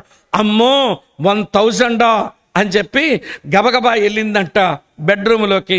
మళ్ళీ వచ్చింది, డాడీ నాకు 700 ఇవ్వండి అంది. నీకెందుకు 700, ఏం చేస్తావు నువ్వు అంటే? ఇవ్వండి డాడీ, నాకు 700 కావాలందట. మొత్తానికి 700 తీసిచ్చాడు. మళ్ళీ పరిగెత్తుకుని వెళ్ళిపోయింది. వెళ్ళిపోయి మళ్ళీ వచ్చింది. వీరండి వాళ్ళ నాన్న ఇచ్చిన 700 ఆ పిల్ల దాచుకున్న చిల్లర డబ్బులు 300 పట్టుకొని వాళ్ళ నాన్న ముందు నిలిచింది. అందట, డాడీ మీకు రోజుకి 1000 వస్తుంది కదా, నా దగ్గర 1000 ఉంది, ఇప్పుడు నేను దాచుకున్నది 300, మీరిచ్చింది 700, ఈ 1000 తీసుకొని ఒక రోజు మీరు నాతో గడపరా అంటే? నీ కన్న కూతురు నీ సమయం కొరకు డబ్బులు ఇచ్చుకొని నీ టైం కొనుక్కోవాలా? అలా మారిందండి ఈ తరం ఈ రోజుల్లో. ఈ డివైస్ వచ్చిన తర్వాత అన్నిటికీ సమయాలు ఇస్తాం. ఎవడు కట్టుకున్న భార్యకు నీ దగ్గర టైం లేదు, కట్టుకున్న భర్తకు నీ దగ్గర టైం లేదు, మన కడుపున పుట్టిన పిల్లలకు మన దగ్గర టైం లేదు. మరి సంబంధాలు ఏం బాగుంటాయి? సమయం ఇవ్వలేని వారు సంభాషించలేరు, సంభాషించలేని సంబంధాలు పటిష్టం చేసుకోలేరు. ఈ రోజున సంభాషణ లోపం అనే ముళ్ళతొప్ప బాగా బలిసిపోయింది, మన కుటుంబ అభివృద్ధిని అణిచేస్తుంది. అయినా మెలకువ లేదండి. ఎందుకు మా మధ్య గ్యాప్స్ వచ్చేస్తున్నాయి? ఎందుకు నాకు పిల్లలకు మధ్య గ్యాప్స్ వచ్చేస్తున్నాయి?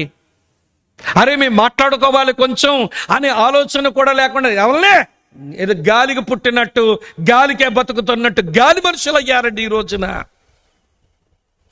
గాలికే పుట్టినట్టు గాలికే పెరుగు గాలి మనుషులు అయ్యారండి ఈ రోజుల్లో. నిలవని ఎట్లా నడిస్తే నడుస్తుంది? అరే ఎక్కడో లోపం ఉంది, నా కుటుంబం చిన్న పరలోకంలాగా ఉండవలసింది, నరకప్రాయం ఎందుకు అయిపోతుంది అని ఆలోచించుకోరే ముళ్ళ ఏమండి ఆ భయంకరమైన దురద గుండ్లు కమ్ముతున్నాయి, అభివృద్ధిని అణిచేస్తున్నాయి. మాట్లాడుకోము ఒకరితో ఒకరం. నేను సేవకు వచ్చిన మొదట్లో ఒక గ్రూప్ హౌస్ ఉంటేను అక్కడ అద్దె తీసుకున్నాం. అద్దె తీసుకున్నాక ఏమండి ఆ చివర అక్కడే ఎందుకు అద్దె తీసుకున్నాను, చివర 2 క్రిస్టియన్ ఫ్యామిలీస్ ఉన్నాయి. మాకు ఫెలోషిప్ ఉంటుంది, మాకు ఏదో వాక్యం దొరుకుద్దని వాళ్ళ దగ్గర చేరాం. చివర వాళ్ళ దగ్గరికి వెళ్ళేసరికి వాళ్ళ దగ్గర నేర్చుకోవడానికి ఏమీ లేదని అర్థమైపోయింది. మళ్ళీ వాళ్ళు గర్వంగా మేము పుట్టు క్రైస్తవులం అంటారు పాపిస్తోళ్ళు. కొంతమంది పుట్టు క్రైస్తవులు అంటారు, పాపిస్తే క్రైస్తవులు. మేము పుట్టు క్రైస్తవులం అని గర్వం ఎక్కువ. కానీ వాళ్ళు ఎప్పుడూ ఏమండి దెబ్బలాడుకోని 2 కుటుంబాలు దెబ్బలాడుకునేవి, 2 కుటుంబాలను సభ్యులు దెబ్బలాడుకునేవాళ్ళు. ఆ చివరింటోళ్ళకు దెబ్బలాడుకుంటే నేను బయట పని చేస్తున్నాను, ఏదో రాస్తున్నాను, అతగాడు గబగబా బయటకు వచ్చాడు. ఆయనకి 2 కూతుర్లు, పెద్దదాని పేరు ఉమ, చిన్నదాని పేరు సుమ. ఆ సుమను చూసి అంటాడు, ఒసే సుమ, డ్యూటీకి వెళ్తున్నాను, మీ మమ్మీకి చెప్పు. ఏమని జిమ్మ పడిపోయిందిరా, నువ్వు చెప్పుకోలేవా నీ భార్యకు డ్యూటీకి వెళ్తున్నానని? ఆ చిన్న పిల్లకి ఒసే సుమ, డ్యూటీకి వెళ్తున్న మీ మమ్మీకి చెప్పే అని వెళ్ళిపోతున్నాడండి. పోనీ ఈవిడ గారైన ఏమండి చిన్నపిల్లకి చెప్పేసి వెళ్ళిపోతున్నారేంటి? మీరు చాలా కోపంగా ఉన్నారు ఈ రోజున, నేను చేసే తప్పు క్షమించండి, అసలే మీకు బీపీ షుగర్ ఉంది, మీ జోబులో డబ్బులు ఉన్నాయో లేదా, మంచి టిఫిన్ తినండి, మధ్యాహ్నం వేగంగా రండి, మీకు ఇష్టమైన కూర చేసి పెడతాను, మీరు త్వరగా వచ్చిన నవ్వుతో చెప్పొచ్చుగా. అలా చెబితే ఆ కొరకరాని పొయ్యిగాడు కరిగిపోయి ఉండేవాడుగా. ఈవిడికి అలా కరిగించడం రాదు. ఈవి ఇంట్లోంచి అంటుంది, వశేషమా వినబడిందని చెప్పే.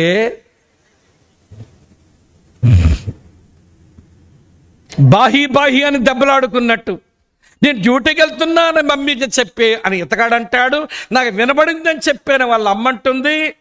ఆ చిన్న పిల్ల నాన్న ముఖం చూడడం, అమ్మ ముఖం చూడడం, ఆ పసి హృదయం ఎలా పగిలిపోతుందో కూడా ఆలోచించారండి.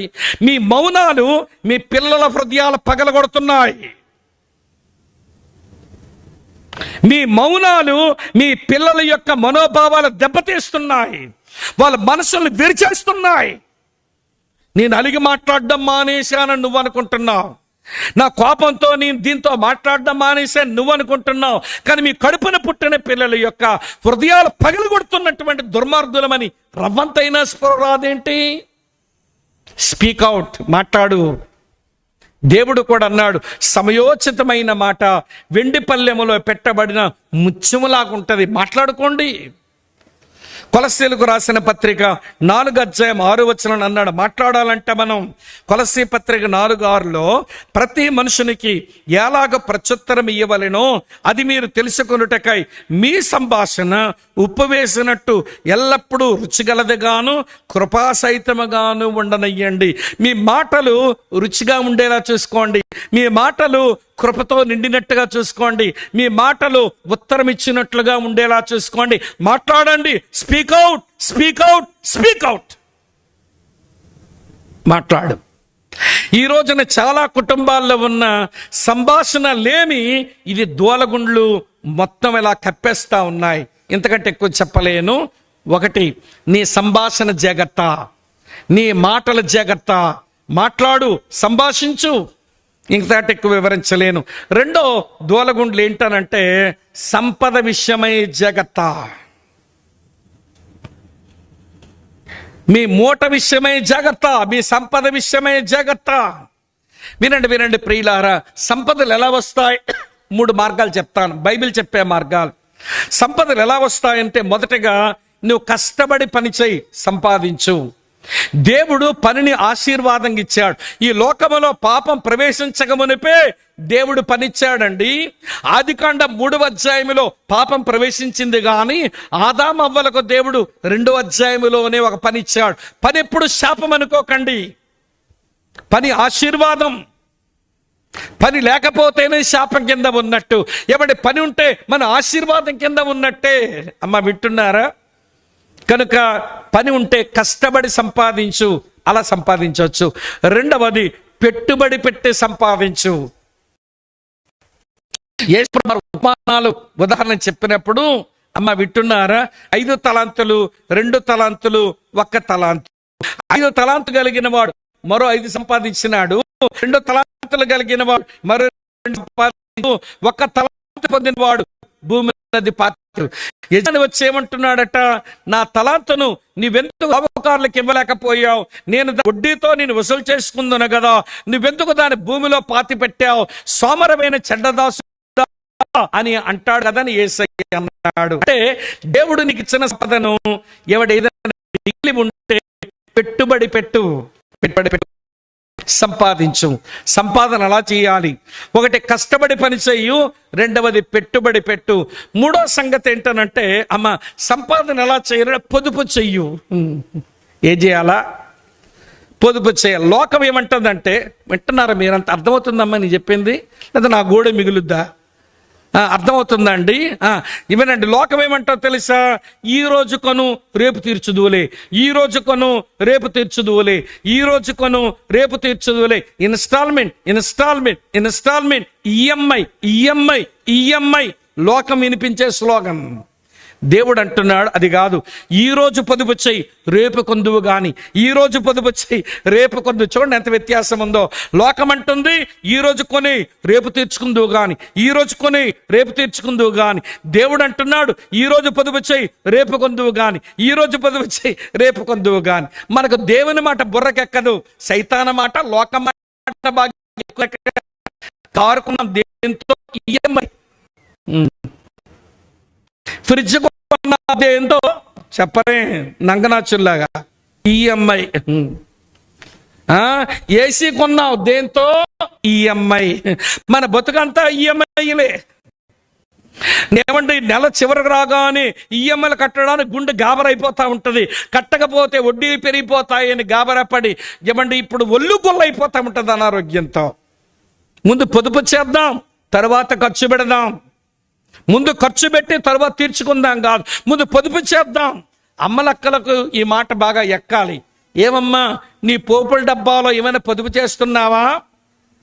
పాతకాలపు అమ్మలక్కలే మంచోళ్ళేమో, భర్త ఏదైనా ఖర్చు పెడుతుంటే, ఏదైనా చేతిలో పెడితే పోపుల డబ్బాలో, ఆవాల డబ్బాలో పొదుపు చేసి ఎప్పుడైనా అవసరం అని అనిపించి భర్త హైరాణ పడిపోతుంటే, ఎందుకంత హైరాణ పడతారు? ఎంత కావాలి మీకు? ఎక్కడ నీ డబ్బులంటే మీరిచ్చిన డబ్బులే. ఆవాల డబ్బాలో, పోపుల డబ్బాలో, ధనియాల డబ్బాలో పొదుపు చేశాను అని ఒక్కో డబ్బా తీసి ఇచ్చి ఎవడ భర్తను సహకరించే మంచి తల్లులు ఆ రోజులు ఉండేవాళ్ళు. ఈ రోజున ఇలా ముందు కొనండి, ముందు కొనండి, ముందు కొనండి. మీరు అప్పులు పాలైపోయిస్తామండి, నాకేం పర్వాలేదు కానీ ముందు కొనండి. ఏమమ్మా అమ్మలక్కలు పొదుపులు చేయటం వచ్చా? పొదుపు చేసి మూడు మార్గాలు చెప్పానండి నేను. నా సొంతం కాదు, బైబిల్ ఇచ్చిన మార్గాలే. కష్టపడి సంపాదించు, పెట్టుబడి పెట్టి సంపాదించు. తర్వాత చెప్పండి రక్కలు మీరు చెప్పండి. పొదుపు చేసి సంపాదించు. సరే, సంపాదన ఉన్న దగ్గర, డబ్బుల దగ్గర మళ్ళీ రెండు ఉండాలి. ఒకటి యథార్థత, మరి ఒకటి నమ్మకత్వం.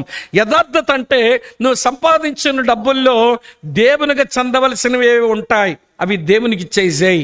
ప్రభుత్వానికి చెందవలసినవి ఉంటాయి, అది ప్రభుత్వానికి ఇచ్చేసాయి. నేను చెప్పలేదండి, చూపిస్తాను చూడండి. మార్క్స్ వార్త 11వ అధ్యాయం, మార్క్స్ వార్త 11వ అధ్యాయం 17వ వచనం. అందుకు యేసు, కైసరివి కైసరికి ఇవ్వండి, దేవునివి దేవునికి చెల్లించండి వారితో చెప్పగా, వారు ఆయన గురించి బహుగా ఆశ్చర్యపడిరి.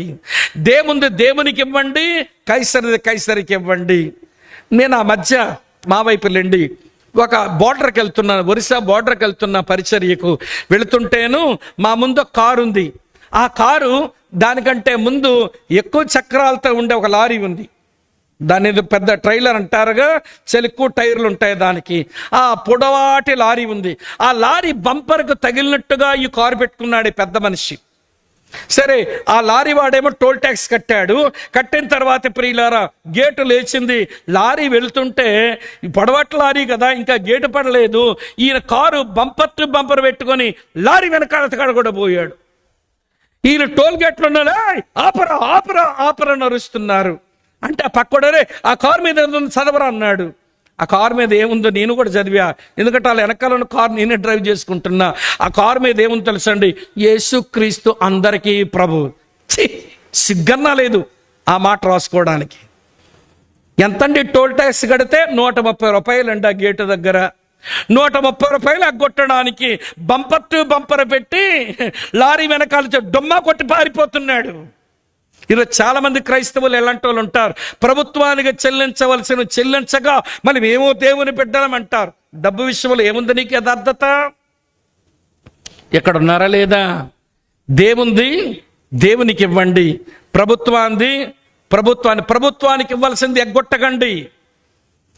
దేవునికి ఇవ్వండి, ప్రభుత్వానికి ఇవ్వండి. అది యథార్థత. సంపద విషయమై యథార్థత. సంపదలో నమ్మకత్వం ఏంటనంటే దేవుడు నీకు మిగిల్చింది నమ్మకముగా ఖర్చు పెట్టు, వృధా చేయకుండా ఖర్చు పెట్టు. బైబిల్ దేవునికి వృధా ఇష్టం ఉండదమ్మా. వింటున్నారా మీరంతా? చూడండి, చూపిస్తాను. 5 రొట్టెలు 2 చేపలతో 5,000 మంది పొట్టలు నింపినవాడు మళ్ళీ ఆహారం అవసరమైతే చేసుకోలేడా? చేసుకోగలడు. కానీ నేనేమన్నాడో చదువుతాను వినండి. యోహాను సువార్త 6వ అధ్యాయం 12వ వచనంలో, వారు తృప్తిగా తినిన తర్వాత ఏమీ నష్టపడకుండా మిగిలిన మొక్కలు పోగు చేయండి అని తన శిష్యులతో చెప్పాను. నష్టం చేయకండి, వేస్ట్ చేయకండి అంటున్నాడు. ఈ రోజున దేవుని పిల్లల దగ్గర దుబారా, వేస్టేజ్ చూస్తే మన వాళ్ళు పెళ్ళిళ్ళు చూస్తుంటానండి. కొన్ని ఆ పెళ్ళిళ్ళలో ఆ డస్ట్బిన్ చూస్తుంటే ఆ డస్ట్బిన్ లో పడిపోయినటువంటి ఆహార పదార్థాలు, మన ఎంగిల్ చేసి పడేసిన 300-400 మంది తినొచ్చేగా వృధా చేస్తున్నారు. నువ్వు తినలేదు ఎందుకమ్మంతా వడ్డించేసుకోవడం? ఈవిడ గారికి కళ్ళు పెద్దవి, కడుపు చిన్నది. పెద్దవి అది వడ్డించుకో, ఇది వడ్డించుకో, ఇది పెట్టు, అది పెట్టు, ప్లేట్ నిండా పెట్టేసుకుంటుంది. మరి మొత్తం తినడానికి పొట్ట చాలడం లేదే. ఇక్కడికి ఏమో అన్ని టచ్ చేయటం, ఏమంటే ఆ డస్ట్బిన్ పడేయడం.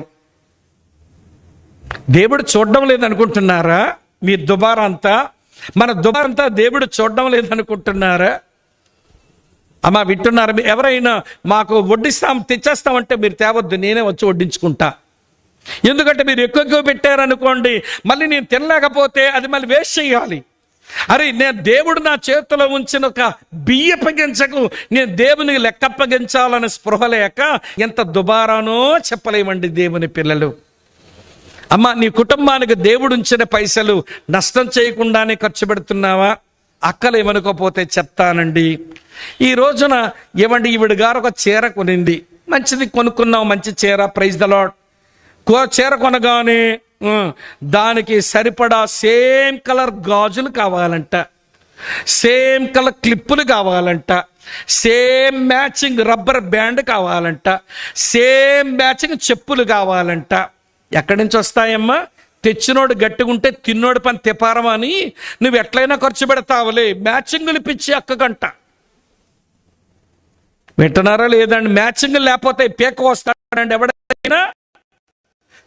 అది అవసరమే, మంచిది, ప్రైజ్ ద లార్డ్. అదే రంగు, ఏమండి వేరే రంగు పెట్టుకుంటే ఎవరైనా పీక కోసేస్తారా? నీకు మ్యాచింగ్ కావాలండి, 500 ఇవ్వండి. మ్యాచింగ్లు ఏమంటే క్లిప్పులు కొంటుందంట, మ్యాచింగ్లు రబ్బర్ బ్యాండ్లు కొంటుందంట, మ్యాచింగ్ల వింటున్నారా లేదా మీరు? గాజులు కొంటుందంట, మ్యాచింగ్ చెప్పులు కొంటుందంట. మా యూనివర్సిటీలో ప్రొఫెసర్, అతని భార్యకు అతని దెబ్బలాట వచ్చింది. ఎందుకు బ్రదర్ మీరు చదువుకొని ఈ స్థాయిలో ఉండి విడిపోయేటంత దెబ్బలాట ఎందుకంటే, ఒకసారి మా ఇంటికి రండి అన్నాడు. సరే ఏంటో రమ్మన్నాడు కదా, మా ఇంటికి పోతేను ఆ ఇంట్లో 2 బీరువాల తలుపులు తెరిచాడు. తీసరికి వినడిపి ఇది పెద్ద బట్టల దుకాణం లాగుంది. 365 రోజులకి 360 చీరలు కట్టినా ఇక దినవరాని చీరల బోల్డని ఉంటాయి అక్కడ. నన్ను ఎప్పుడు కడతావే మహా తల్లి, నన్ను ఎప్పుడు ఊరి తిప్పుతావే తల్లి, నేడుచుతాయి మా చీరలు. 365కి 365 ఉన్నాయి, మిగిలిన చీరలు మిగిలిపోయి ఉంటాయి. అన్ని చీరలు కొనింది. అయ్యి బాబా ఏంటి బ్రదర్ ఇన్ని చీరలు కొంది సిస్టర్ అన్నాను. ఇంకా చెప్తాను రండి బ్రదర్ రండి అని డ్రెస్సింగ్ టేబుల్ ముందు నిలబెట్టాడు. అద్దం ముందు నిలబెట్టాను. ఏం బ్రదర్ ఇక్కడ నిలబడమన్నారు? ఉండండి అనే డ్రాయర్స్ ఇలా తీశాడు 3. డ్రెస్సింగ్ టేబుల్ కొన్న సెల్ఫ్లు 3 తీస్తే అది గాజులతో కానమా లేకపోతే ఇల్లు అర్థం కాదండి. ఎన్ని రకాల గాజులు, క్లిప్పులు, అమ్మ వింటున్నారా, రబ్బర్ బ్యాండ్లు. ఏంటి బ్రదర్ ఇవ్వనంటే, ఆవిడికి నా గొడవకి ఇదే కారణం అండి. ఏదైనా డబ్బులు ఇస్తే దేవుని సేవ ఖర్చు పెడదాం, మన పిల్లల కొరకు పొదుపు చేద్దామంటే దుబారండి ఈవిడికి. చూడండి ఎన్ని కొనిందో. సరేలేండి బ్రదర్ అన్న. ఆ సరే అని అప్పుడు అనకండి, బయటకు రండి అన్నాడు. బయటికి ఎందుకు అన్నాను? మీరు రండి బయటకు అంటున్నాడు. దేనికి బయటకు అంటే ఆ బయట ఉన్నటువంటి చెప్పులు సెల్ఫ్ ఉందే మంచి కబ్బోర్డ్తో చేయించాడు. ఏమన్నా మొత్తం తీస్తే ఇన్ని చెప్పులు కనబడుతున్నాయి, రంగు రంగుల చెప్పులు. ఎవరు వండి వేనంటే అన్నీ ఆవిడ వేనట. ఇక ఏం కలిసి బతుకుతారండి ఆ సంసారం? ఎందుకండి ఇవనంటే మ్యాచింగ్, ప్రతిదానికి మ్యాచింగ్ ఉండాలంట. ఈరోజు చాలా మంది క్రైస్తవ ఆడాళ్ళు డబ్బు విషయంలో దుబారా, మ్యాచింగ్ పిచ్చి మీద దుబారా. వింటున్నారా లేదా మీరు? బాగా ఒళ్ళు మండుతున్నట్టుంది నా మీద. సరే, మీ సంగతి అలా ఉంటే వీళ్ళ సంగతి చెప్పనా? వీళ్ళు అలాంటి వాళ్ళు బాధపడతారు చెప్పకపోతే. వినండి, వీళ్ళు ఎలా దుబారా చేస్తారు చెప్తాను. వీళ్ళు తిన్నగా కొవ్వూరు రోడ్డు మీదకి వెళ్ళారు. పలావు తయారైనది ప్లేటు 250 రూపాయలని ఉంది. 250 రూపాయల్లో ఏమంటే 100 రూపాయలు పెట్టి చికెన్ కొంతేస్తే నీ భార్య చేతికి ఇస్తే నీకు నీ పిల్లలకు ఆమెకు అందరూ కలుపుకొని పలావు చేస్తుంది ఆవిడ. ఇక్కడ 250 రూపాయలు పెట్టడం ఎందుకు, 100 రూపాయలు సరిపోతుంది కదా అంటే ఆవిడ బాగా ఉండదండి, టేస్ట్ ఉండదు. మరి రోడ్డు మీద ఎందుకు టేస్ట్గా ఉంటుందంటే ఆవిడ అప్పుడప్పుడు టేస్టింగ్ సాల్ట్ వేస్తాడుగా. వాడు వండుతూనే వాడు చెమట కూడా వేస్తుంటాడు అప్పుడప్పుడు. నీకు భలే రుచిగా ఉంటుంది రోడ్డు మీద పలావ్. 250 రూపాయలు పెట్టి దెమ్మకొక్కలాగా మేసొస్తాడు దెబ్బోడు ఇంటికి. వీళ్ళ దుబారా ఇలాగుంటే, మన దుబారా అలాగుంటే మన పిల్లల కొరకేమిటి, మన సేవ కొరకేంటి, దేవుని రాజ్యం కొరకేంటి? దేవుని పిల్లలు సంపద విషయమై వినండి, నమ్మకస్తులం అవ్వాలి. దుబారా చేయకుండా నమ్మకస్తులం అవుదాం. ఎవరికి ఇవ్వాల్సింది వాళ్ళకి ఇచ్చి యథార్థవంతులం అవుదాం. సంపాదించినప్పుడు శ్రమపడి సంపాదిద్దాం, పెట్టుబడి పెట్టి సంపాదిద్దాం, పొదుపు చేసి సంపాదిద్దాం. ఇక్కడ మూట విషయంలో జాగ్రత్తగా లేకే దోలగుండ్లు కమ్మేస్తున్నాయి ఇళ్ళ మీదకు. డబ్బుల విషయంతోనే కొట్టుకు చేస్తున్నారు. ఇప్పుడు డబ్బులు ఎలా సంపాదించాలో అర్థం కాదు, డబ్బులు ఎలా ఖర్చు పెట్టాలో అర్థం కాదు. మీకంత అర్థమైంది అడుగుతాను చెప్పండి నాకు. మనందరి జీవితంలో వినండి, బాగా వింటున్నారు కదా, అవసరాలు ఉంటాయి, అత్యవసరాలు ఉంటాయి, అనవసరాలు ఉంటాయి. దేన్ని ఖర్చు పెడదాం చెప్పండి? మళ్ళీ చెప్పనా? మనందరి జీవితంలో అవసరాలు ఉంటాయి, అత్యవసరాలు ఉంటాయి, అనవసరాలు ఉంటాయి. దేని ఖర్చు పెడదాం చెప్పండి నాకు? గట్టిగా చెప్పండి. అత్యవసరాలకు. అత్యవసరం ఎందుకు అయింది? అది అత్యవసరం ఎందుకు అయిందండి? అవసరమైనప్పుడు ఖర్చు పెట్టలేదు కనుక అత్యవసరమై కూర్చుంది. అది అవసరమైనప్పుడు ఖర్చు పెడితే 500 అయిపోయిను, అది అత్యవసరమై కూర్చుంది కనుక 5000 పెట్టాల్సి వస్తుంది. ఏది ముందు ప్రైమరీ నీడ్, ప్రాథమిక అవసరం ఏదో దాన్ని ఖర్చు పెట్టవలసిన మనం అది అత్యవసరం అయ్యే వరకు ఖర్చు పెట్టము. అదే సోమరతనం అంటే. అది అత్యవసరం అయ్యేసరికి గోరుతో పోవలసింది గొడ్డలు తెప్పించుకోవాల్సి వస్తుంది. మీరు జవాబు చెప్తారని నాకు తెలుసు, ఎందుకంటే ఎరగనుండి కాదు మన వాళ్ళు బాగోతాం. అవసరమా, అత్యవసరం, అనవసరం అంటే మీరు అత్యవసరం అని చెప్తారని నాకు ముందే తెలిసిపోయింది. అమ్మా వింటున్నారా మీరంతా? అర్థమవుతుంది ఆ విషయం మీకు? ఈరోజు సంపదల విషయమై జాగ్రత్త పడక దోలగుండ్లు కమ్మేసి ఉంటే ఎలా అణిచిపోయి పడుతుందో మన కుటుంబాలు. కనీసం కళ్ళు తెరుద్దాం ఇప్పటికైనా. ఇంకెక్కువ చెప్పలేను, టైం అయిపోతుంది గనక. మూడవ సంగతి ఏంటనంటే సంసార విషయంలో జాగ్రత్త. సంభాషణలు జాగ్రత్త, సంపదలు జాగ్రత్త, సంసారం జాగ్రత్త. సంసారం అని అంటే దేవుడిచ్చిన పాన్పు జీవితం, సంసార జీవితం, అది చాలా పరిశుద్ధమైనది. హెబ్రీ పత్రిక 13:14 వచ్చిన ప్రకారం వివాహం అన్ని విషయంలో ఘనమైనది, పాన్పు నిష్కలంకమైనది. పాన్పును అది పవిత్రమైన స్థలముగా చూడండి. వివాహమైన తర్వాత పురుషుని యొక్క దేహం మీద తన భార్యకే గాని మరి ఎవరికి అధికారం ఉండదు. వివాహమైన తర్వాత వినండి, తన భర్తకే గాని స్త్రీ యొక్క శరీరం మీద మరి ఎవరికి అధికారం ఉండదు. నీ శరీరం మీద సర్వ హక్కులు నీ భర్తకే ఉంటాయి, నీ శరీరం మీద సర్వ హక్కులు నీ భార్యకే ఉంటాయి. కనుక ఒకరి శరీరాలు ఒకరికి అప్పగించుకుంటూ ఆ సంసార జీవితాన్ని అర్థవంతంగా చేయాలి. ఏంటమ్మా అంత కోపం అంట నీకు? ఏంటి బాబు నీ ఇబ్బంది అంటే, నిద్రలో ఇలా చెయ్యేసానండి, చెయ్యి విసిరేసిందండి, ఇలాంటి దాంతో నేనేం కాపురం చెయ్యను. ఏమమ్మా అలా చెయ్యి విసిరేసావంటే, నా కోపం అండి, అసహ్యం అండి ఆయనంటే నా ఒంటి మీద ఎవరు చెయ్యేసి ఒప్పుకోనండి. మరి నీ జీవిత భాగస్వామి నీ భర్త చెయ్యేసి ఒప్పుకోకపోతే ఎవడ చెయ్యేసి ఒప్పుకుంటావు? బుద్ధి లేనిదానా, ఎవరు చేయేసి ఒప్పుకుంటావు నువ్వు? ఒక అక్క ఓ సహోదరు అంటుంది, నిద్రలో చేయేసానండి, విసురు కొట్టానండి ఇతగాడు. ఏమయ్యా బాబు అంటే, నాకు నిద్ర పట్టదండి.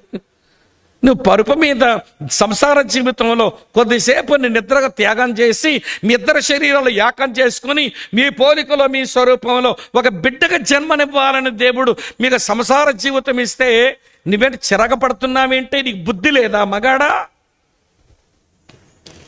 వినండి, ఆ పాన్పు మీదకు వెళ్ళినప్పుడు మీ మనసులు ఏకమగునట్లు, మీ హృదయాలు ఏకమగునట్లు, మీ శరీరాలు ఏకమగునట్లు మీ సంభాషణ కూడా ఒకరిని సంతృప్తి పరిచే మాటలు మాట్లాడాలి. కొంతమందికి అక్కడ మాట్లాడడం కూడా సరిగా రాదండి. పాన్పు మీద ఇతను అంటాడు, ఏంటి మీ తమ్ముడు వచ్చి మొన్న అలా వాగాడు, ఆవిడ తమ్ముడు సంగతి నీకు ఎందుకు ఆ పాన్పు మీద, పనికి మాలినోడా? అసలు ఆడి సంగతి పరుపు మీద ఎత్తావేంటి? అదే స్థలమా నీ బావమర్ది గురించి నీ భార్యతో మాట్లాడే స్థలం అది? నీ భార్యను అభినందిస్తూ ఆమెను పొగుడుతూ మీ శరీరాలు, మీ మనసులు, మీ దేహాలు కలుపుకొని అద్భుతమైన గడియ నీ బావమర్ది ఏదో కోపం ఉందని అక్కడ మాట్లాడతావేంటి? ఆ పిల్ల మనసు విరిచేస్తావేంటి? మగాలే కాదు, మీరే మాట్లాడితే చెప్పనా? ఆ పరుపు మీద వెళ్ళాక తెల్లవారి వంటకి గ్యాస్ బండలో గ్యాస్ లేదు, బండ లేదు అంటుంది. బండముఖం దానా? అక్కడ బండమాట ఏంటే బండముఖం దానా? గ్యాస్ బండ అయిపోయిందంట. అక్కడ మాట్లాడవలసిన మాటేనా అది? అది సంసారానికి ఉపయోగపడే మాటేనా? పరమగీతం అందుకే బైబిల్లో ఉంది, చదవండి.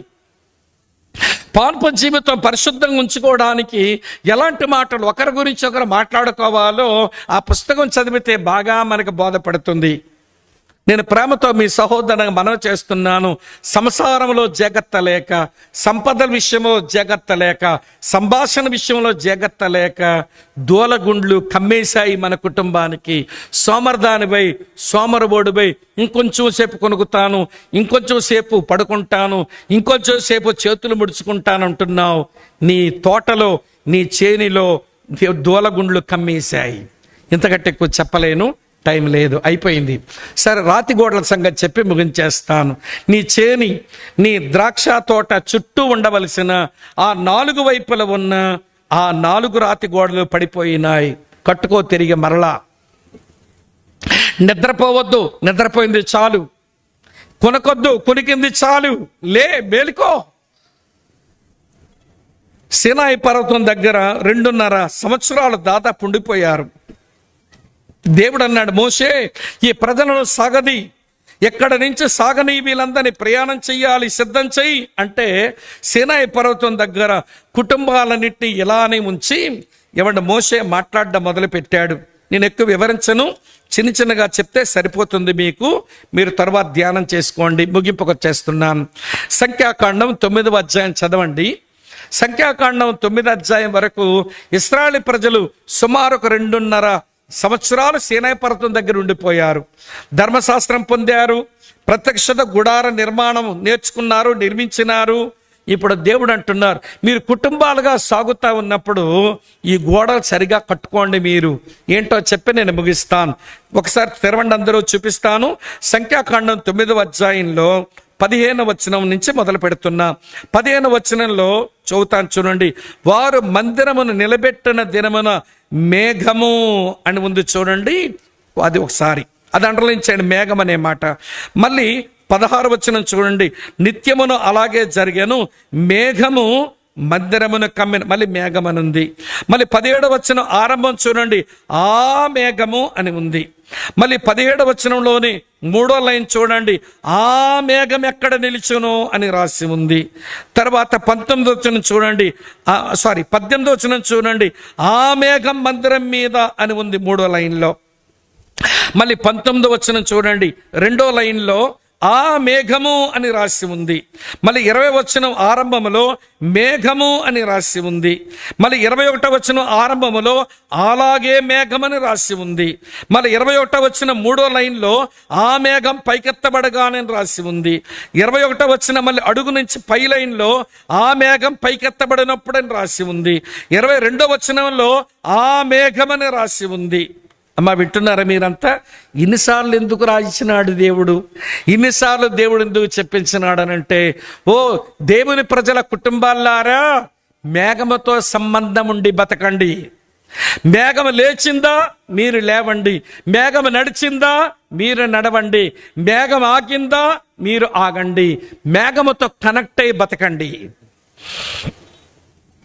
మేఘముతో సంబంధం ఉండి బతకండి.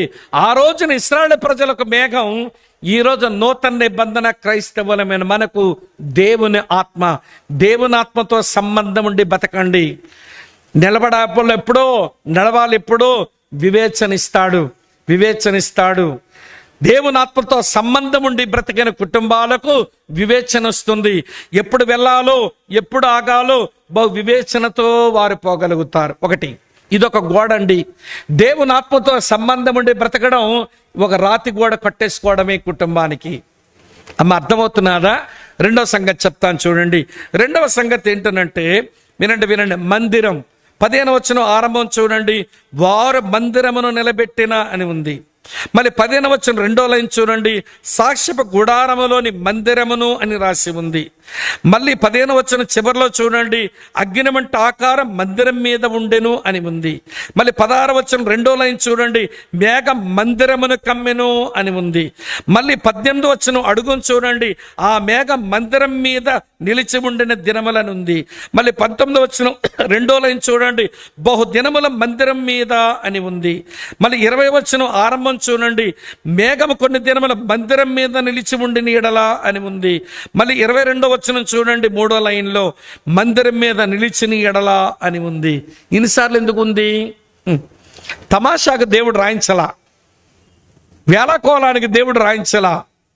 ఇశ్రాయేలు ప్రజలైన మీరు ఈ కుటుంబాలన్నీ మందిరముతో కనెక్ట్ అయ్యి బతకండి అన్నాడు. అమ్మా, వింటున్నారా? మేఘముతో సంబంధం ఉండి బతకండి, మీరు భలే వివేచనతో ఉంటారు. ఆత్మతో సంబంధం ఉండి బతకండి, వివేచనతో మీ కుటుంబాలు ఉంటాయి. అదొక రాతి గోడ. రెండవ రాతి గోడ ఏంటనంటే, వాళ్ళక మందిరం, మనకేమో దేవుని సంఘం. దేవుని సంఘముతో సంబంధం ఉండి బతకండి. వింటున్నారా? దేవుని సంఘముతో సంబంధం ఉండి బతకండి. ఈ క్రైస్తవ సావాస ఆశ్రమ సంఘాలన్నీ కలిపితే, ఈ సంఘాన్ని ప్రేమించి సంఘంతో కనెక్ట్ అయిన వాళ్ళే అందరూ ఉండుంటే అసలు ఈ స్థలం ఎక్కడ సరిపోద్దండి మీకు? ఈ పరిచర్య వల్ల మేలు పొందిన వాళ్ళు ఉన్నారు. ఈ పరిచర్య వలన ఎవడు ఆశీర్వదించే కుటుంబాలు ఎన్నున్నాయి, కనెక్షన్ లేదు వాళ్ళకి. సాధు గారి ఆశ్రమంలో మీటింగ్లు అంటే, అవునండి మాకు తెలుసండి, మాది కొవ్వూరేనండి, మాకు సాధన్నయ్య బాగా తెలుసండి అంటే మరి కనబడరే. ఉన్నోళ్ళు ఎవరు ఇప్పుడు చూసుకుంటున్నారండి, మా సంబంధం లేదు దాంతో. సవాసంతో సంబంధం లేదు, సంఘంతో సంబంధం లేదు. నీకు భక్తి ఎక్కడ బుద్ధి? సంఘముతో సంబంధం ఉంటే భక్తి జీవితం వస్తుంది. ఇదో పెద్ద రాతిగోడ కుటుంబానికి. దేవుని ఆత్మతో సంబంధం ఉంటే వివేచన వస్తుంది. దేవుని సంఘముతో సంబంధం ఉంటే భక్తి జీవితం అబ్బుద్ది. ఉన్నాయా రాతిగోడలు? పగలగొట్టుకొని దేవునికి స్తోత్రము గానము చేతుమని పాటలు పాడుకుంటూ ఏమండి ఓరకనే కూర్చుంటే ఎట్లా అండి? నీ ఇంటి చుట్టూ ఉండవలసిన గోడలు పడిపోయినాయి. కట్టుటకు పూని కొందమరండి. అక్కడ ఆ గోడ పడిపోయింది, లేపుకో. ఇటు ఈ గోడ పడిపోయింది, లేపుకో. మూడో గోడ చెప్తాను వినండి. మూడో గోడ ఏంటనంటే, అదే సంఖ్యాకాండం 9వ అధ్యాయంలో 15 నుంచి 23 వచనాల్లో మరో సంగతి మీతో చెప్పనా? చూడండి, 18 వచ్చిన ఆరంభం ఉంది, యెహోవా నోటి మాట చొప్పున అని రాసి ఉంది. మళ్ళీ 18 వచ్చిన 2వ లైన్లో యెహోవా నోటి మాట చొప్పున అని రాసి ఉంది. మళ్ళీ 20 వచనంలో యెహోవా నోటి మాట చెప్పుననే నిలిచిరి అని ఉంది. మళ్ళీ అదే 20 వచనంలో యెహోవా నోటి మాట చెప్పుననే ప్రయాణం చేశారని ఉంది. తర్వాత 22 వచనంలో యెహోవా నోటి మాట చెప్పునని రాసి ఉంది. మళ్ళీ అదే వచనం 3వ లైన్లో యెహోవా మాట చెప్పును అని రాసి ఉంది. అదే లైన్లో చివరిలో యెహోవా చెప్పిన మాటను బట్టి అని రాసి ఉంది. ఇంటికెళ్ళి అండర్లైన్ చేయండి, ఇవన్నీ చదవండి ఈ వచనాలు. అంటే మోషే ద్వారా దేవుడు అంటున్నాడు, మీ కుటుంబాలు భద్రంగా ఉండాలని అంటే నా నోటి మాటతో సంబంధం ఉండి బ్రతకండి, దేవుని వాక్యంతో సంబంధం ఉండి బ్రతకండి. ఎవరైతే దేవుని వాక్యంతో సంబంధం ఉండి జీవిస్తారో నిర్ణయాలు చేయటం బాగా వస్తుంది, డెసిషన్ మేకింగ్ బాగుంటుంది, వాళ్లకు మంచిగా వారు తీర్మానాలు చేయగలుగుతారు. లేపండి గోడను. ఏమి తీర్మానం చెయ్యాలో తెలియట్లా కుమ్ముకులాడుకుంటున్నాం ఇళ్లల్లో. దేవుని వాక్యంతో నిర్ణయాలు చేసే ఈ మంచి అలవాటు నేర్చుకుందాం. లేపండి గోడని. దేవుని ఆత్మతో సంబంధం ఉంటే డిజర్నింగ్, వివేచన వస్తుంది. దేవుని సంగమతో సంబంధం ఉండి బ్రతికితే భక్తి, డివోషన్ వస్తుంది. దేవుని వాక్యంతో సంబంధం ఉండి గడిపితే వినండి డెసిషన్ మేకింగ్, తీర్మానాలు చేయడం బాగా వస్తుంది. గోడలండి లేపండివి, పడిపోయినాయి. ఇక్కడ దేవుడు కూర్చోబెట్టి గోడలు కట్టుకో మీ ఇంటికి. నీ చేని, నీ ద్రాక్ష తోట, దాని చుట్టూ ఉండే రాతి గోడలు పడిపోయాయి, లేపు కట్టుకో అని పిలిపివ్వడానికే దేవుడు మాట్లాడుతున్నాడు. ఏమండి, చివరికి ఇంకో విషయం చెప్తాను. మరోవైపు ఒక గోడ ఉంది, అదేంటో తెలుసండి. 23వ వచనం చివరిలో మోషే ద్వారా యెహోవా సెలవిచ్చిన మాటను బట్టి, అంటే దేవుని సేవకునితో సంబంధం ఉండి బతకండి. ఏ కుటుంబం అయితే దేవుని సేవకునితో సంబంధం ఉండి బ్రతుకుతుందో దానికి డిసిప్లిన్, క్రమశిక్షణ బాగా బుద్ధి. లేపండి గోడ. అకుల, ప్రిస్కిల్లాలు పౌలుతో కనెక్ట్ అయ్యి బ్రతికినారండి. దావీదు తన కుటుంబం ఏమండి నాతానుతో, అలాగనే ప్రియమైన బెనాయాతో వినండి వాళ్ళ సంబంధం ఉండి బ్రతికినారండి. సాదోకుతో సంబంధం ఉండి బ్రతికినాడండి దావీదు కుటుంబం. ఏదైనా తీర్మానం చేయాల్సి వస్తే దావీదు అంటాడు, ఒరే బాబు ఆ సైన్యాధిపతిని పిలవండి, అగో నాతాను ప్రవక్తని పిలవండి, అగో యాజకుడైన సాదోకుని పిలవండి. దేవుని సేవకుతో కనెక్ట్ అయి బతికాను నేను ఏ నిర్ణయం తీసుకున్నా వాళ్ళతోనే నిర్ణయం చేసుకుంటా. సేవకునితో సంబంధం ఉన్న కుటుంబాలు క్రమశిక్షణ కలిగి ఉంటాయి, క్రమశిక్షణ కలిగి ఉంటాయి. సేవకునితో సంబంధం లేకుండా బ్రతికే కుటుంబాలు క్రమశిక్షణ లేకుండా యథాదిగా బతికేస్తాయి. ఇప్పుడు చెప్పు, నీ గోడలు లేపున్నాయో? దేవుని సంబంధం ఉందా? వివేచనతోనే బతుకుతున్నావా? దేవుని సంగమతోనే సంబంధం ఉందా? భక్తి జీవితం అలవర్చబడిందా? దేవుని వాక్యముతోనే సంబంధం ఉందా? సరైన తీర్మానాలు చేయగలుగుతున్నావా? దేవుని సేవకంతోనే సంబంధం ఉందా? సరైన తీయమండి క్రమశిక్షణే నేర్చుకుందామా? పడిపోయిన గోడలు తిరిగి లేపుకుందాము రండి. దేవా, నా కుటుంబం నిత్యము నీ సన్నిధిలో ఉండే కృప నాకు ఇవ్వు నాయన. దావీదు అడిగాడండి, దేవా నా కుటుంబం నిత్యము నీ సన్నిధిలో ఉండ దయచేయి నాయనా అని వేడుకున్నాడండి. ఈ రోజున కుటుంబాల కొరకైనా బోధ బుర్రకెక్కలేదు, కుటుంబ జీవితం జీవించడం ఏంటో తెలియడం లేదు, కుటుంబంలో మన పిల్లల పెంపకం ఏంటో మనకు తెలియటం లేదు. ఇష్టం వచ్చినట్టు జీవించి ఎన్నో సమస్యలు మనం తెచ్చుకున్నాం. జరిగింది, గతమేదో జరిగింది. దేవుడు అంటున్నాడు, రండి మనం కట్టుటకు పూనుకుందాం, మనం కట్టుటకు పూనుకుందాం రండి. భాషలు కట్టుకోవడం ఎట్లో ఉదయం చెప్పాను, కుటుంబాలు కట్టుకోవడం ఎట్లో ఇప్పుడు చెప్పాను. పైన ఆత్మ, కింద అపవాది, మధ్యలో నీ కుటుంబం. పైన ఆత్మ, కింద అపవాది, మధ్యలో నీ కుటుంబం. ఆత్మ కంట్రోల్లో లేకపోతే అపవాది నోటులో నీ కుటుంబం పడుతుంది. నువ్వు సోమరుడివై, నువ్వు సోమరదానివై ఇంకా కునుకుతున్నావు, ఇంకా నిద్రపోతున్నావు, ఇంకా కాళ్ళు ముడుచుకుంటున్నావు. నీ చేని, నీ ద్రాక్ష తోటలో ముళ్ళ తప్పులు బలిశాయి చూడవేమి, దూలగుండ్లు కమ్మేశాయి గమనించవేమి, రాతి గోడలు పడిపోయినాయి అది కూడా తెలుసుకోవేమి. ప్రభు ప్రేమించి మనతో మాట్లాడుతున్నాడు. రండి గోడలు కడదాం, రండి దూలగుండ్లు పెరిగేసుకుందాం, రండి ముళ్ళ తప్పలు పెరిగి దాన్ని తెగ నరికి కాల్చివేసి మన కుటుంబాలను చిన్న పరలోకంగా చేసుకుందాం. తల వంచండి, కళ్ళు మూసుకోండి, ప్రార్థన చేస్తాం. తల వంచండి, కళ్ళు మూసుకోండి, ప్రార్థన చేస్తాం. అయిపోయింది నేను చెప్పవలసిన సందేశం. సుమారు 1:45 విన్నారు. కళ్ళు మూసుకో చెల్లి, ప్లీజ్ వెంటనే కళ్ళు మూసుకోండి. నేను ముందు ఒక మాట అన్నాను, మీ కుటుంబం బాగుంది అని మీకు అనిపిస్తే ప్రసంగం అంతా విన్నాక స్తుతించి ఇక్కడి నుంచి నువ్వు వెళ్ళొచ్చు అని చెప్పాను.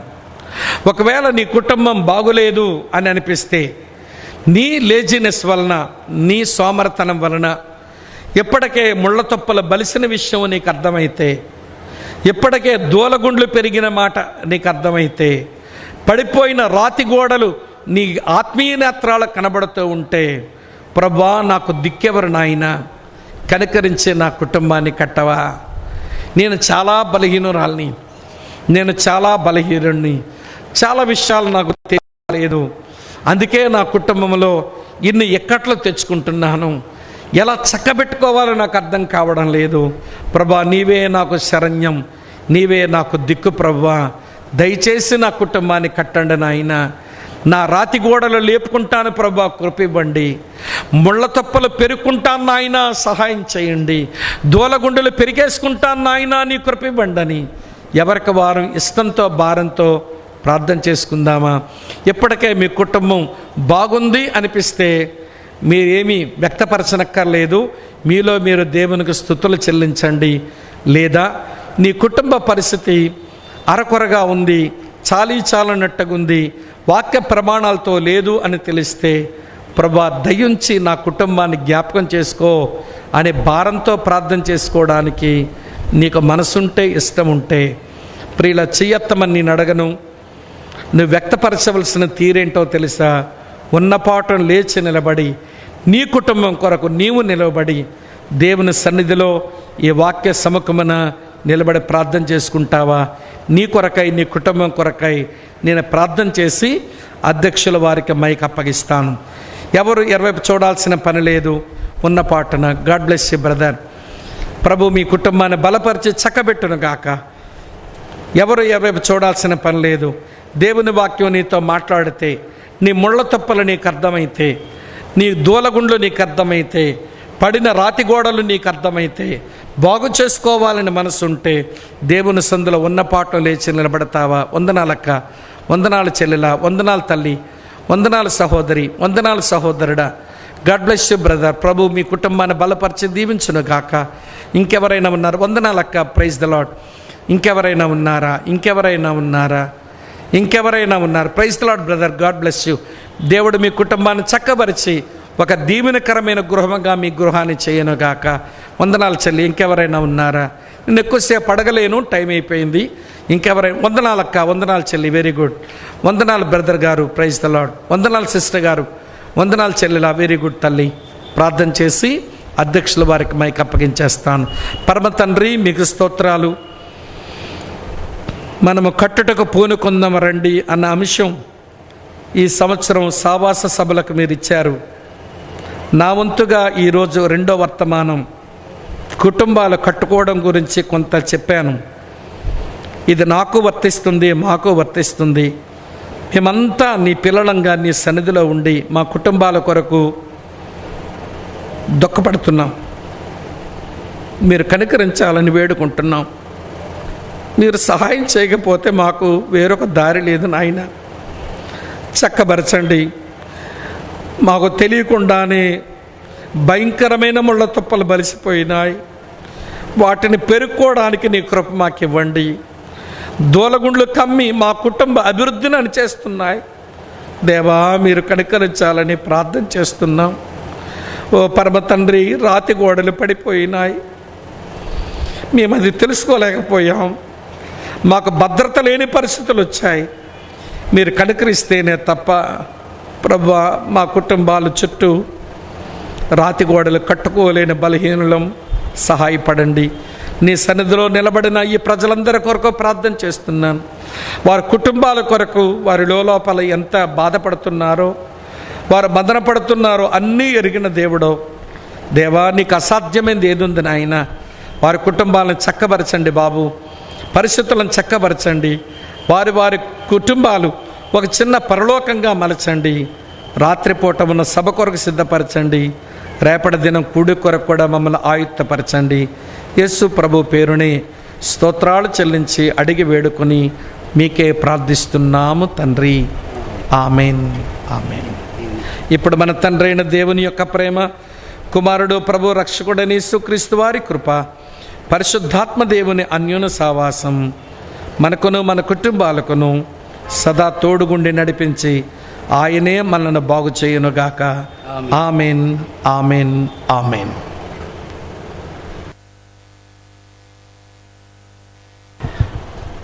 తొప్పలు మలిచినటువంటి మన కుటుంబాల్లో వాటిని ఎలా తెంచుకోవాలో, ఎలా సరి చేసుకోవాలో మరి దేవుని యొక్క ఆత్మ ద్వారా, దేవుని దాసుల ద్వారా మనకు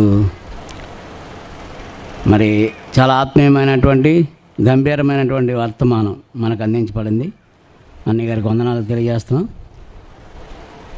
పొరుగు ప్రాంతాల నుంచి వచ్చిన వారికి టీ సిద్ధపరచబడి ఉంది కనుక టీ తీసుకోండి. సాయంత్రం మరలా 7 గంటలకు ఈ యొక్క సభ ప్రారంభమవుతుంది కనుక మీరందరూ కూడా ఆ యొక్క కూడికకు త్వరగా రావాల్సిందిగా కోరుచున్నాం. త్వరగా వస్తే మళ్ళీ త్వరగానే ముగించబడుతుంది కనుక ఇంకా మీకు తెలిసిన వారు ఎవరు ఉంటే వారిని కూడా తోడుకొని రావాల్సిందిగా మిమ్మల్ని అందరినీ ప్రేమతో కోరుచున్నాం. రేపు మరలా ఉదయం 2 వర్తమానాలు ఉంటాయి. మధ్యాహ్నం 1 వర్తమానం ఉంటుంది, సాయంత్రం 1 వర్తమానం ఉంటుంది. వీటన్నిటికి కూడా మీరు సిద్ధపడి రావాల్సిందిగా మరొకసారి ప్రేమతో కోరుచున్నాం. అందరికీ వందనాలండి. మంచిది, వెళ్ళండి.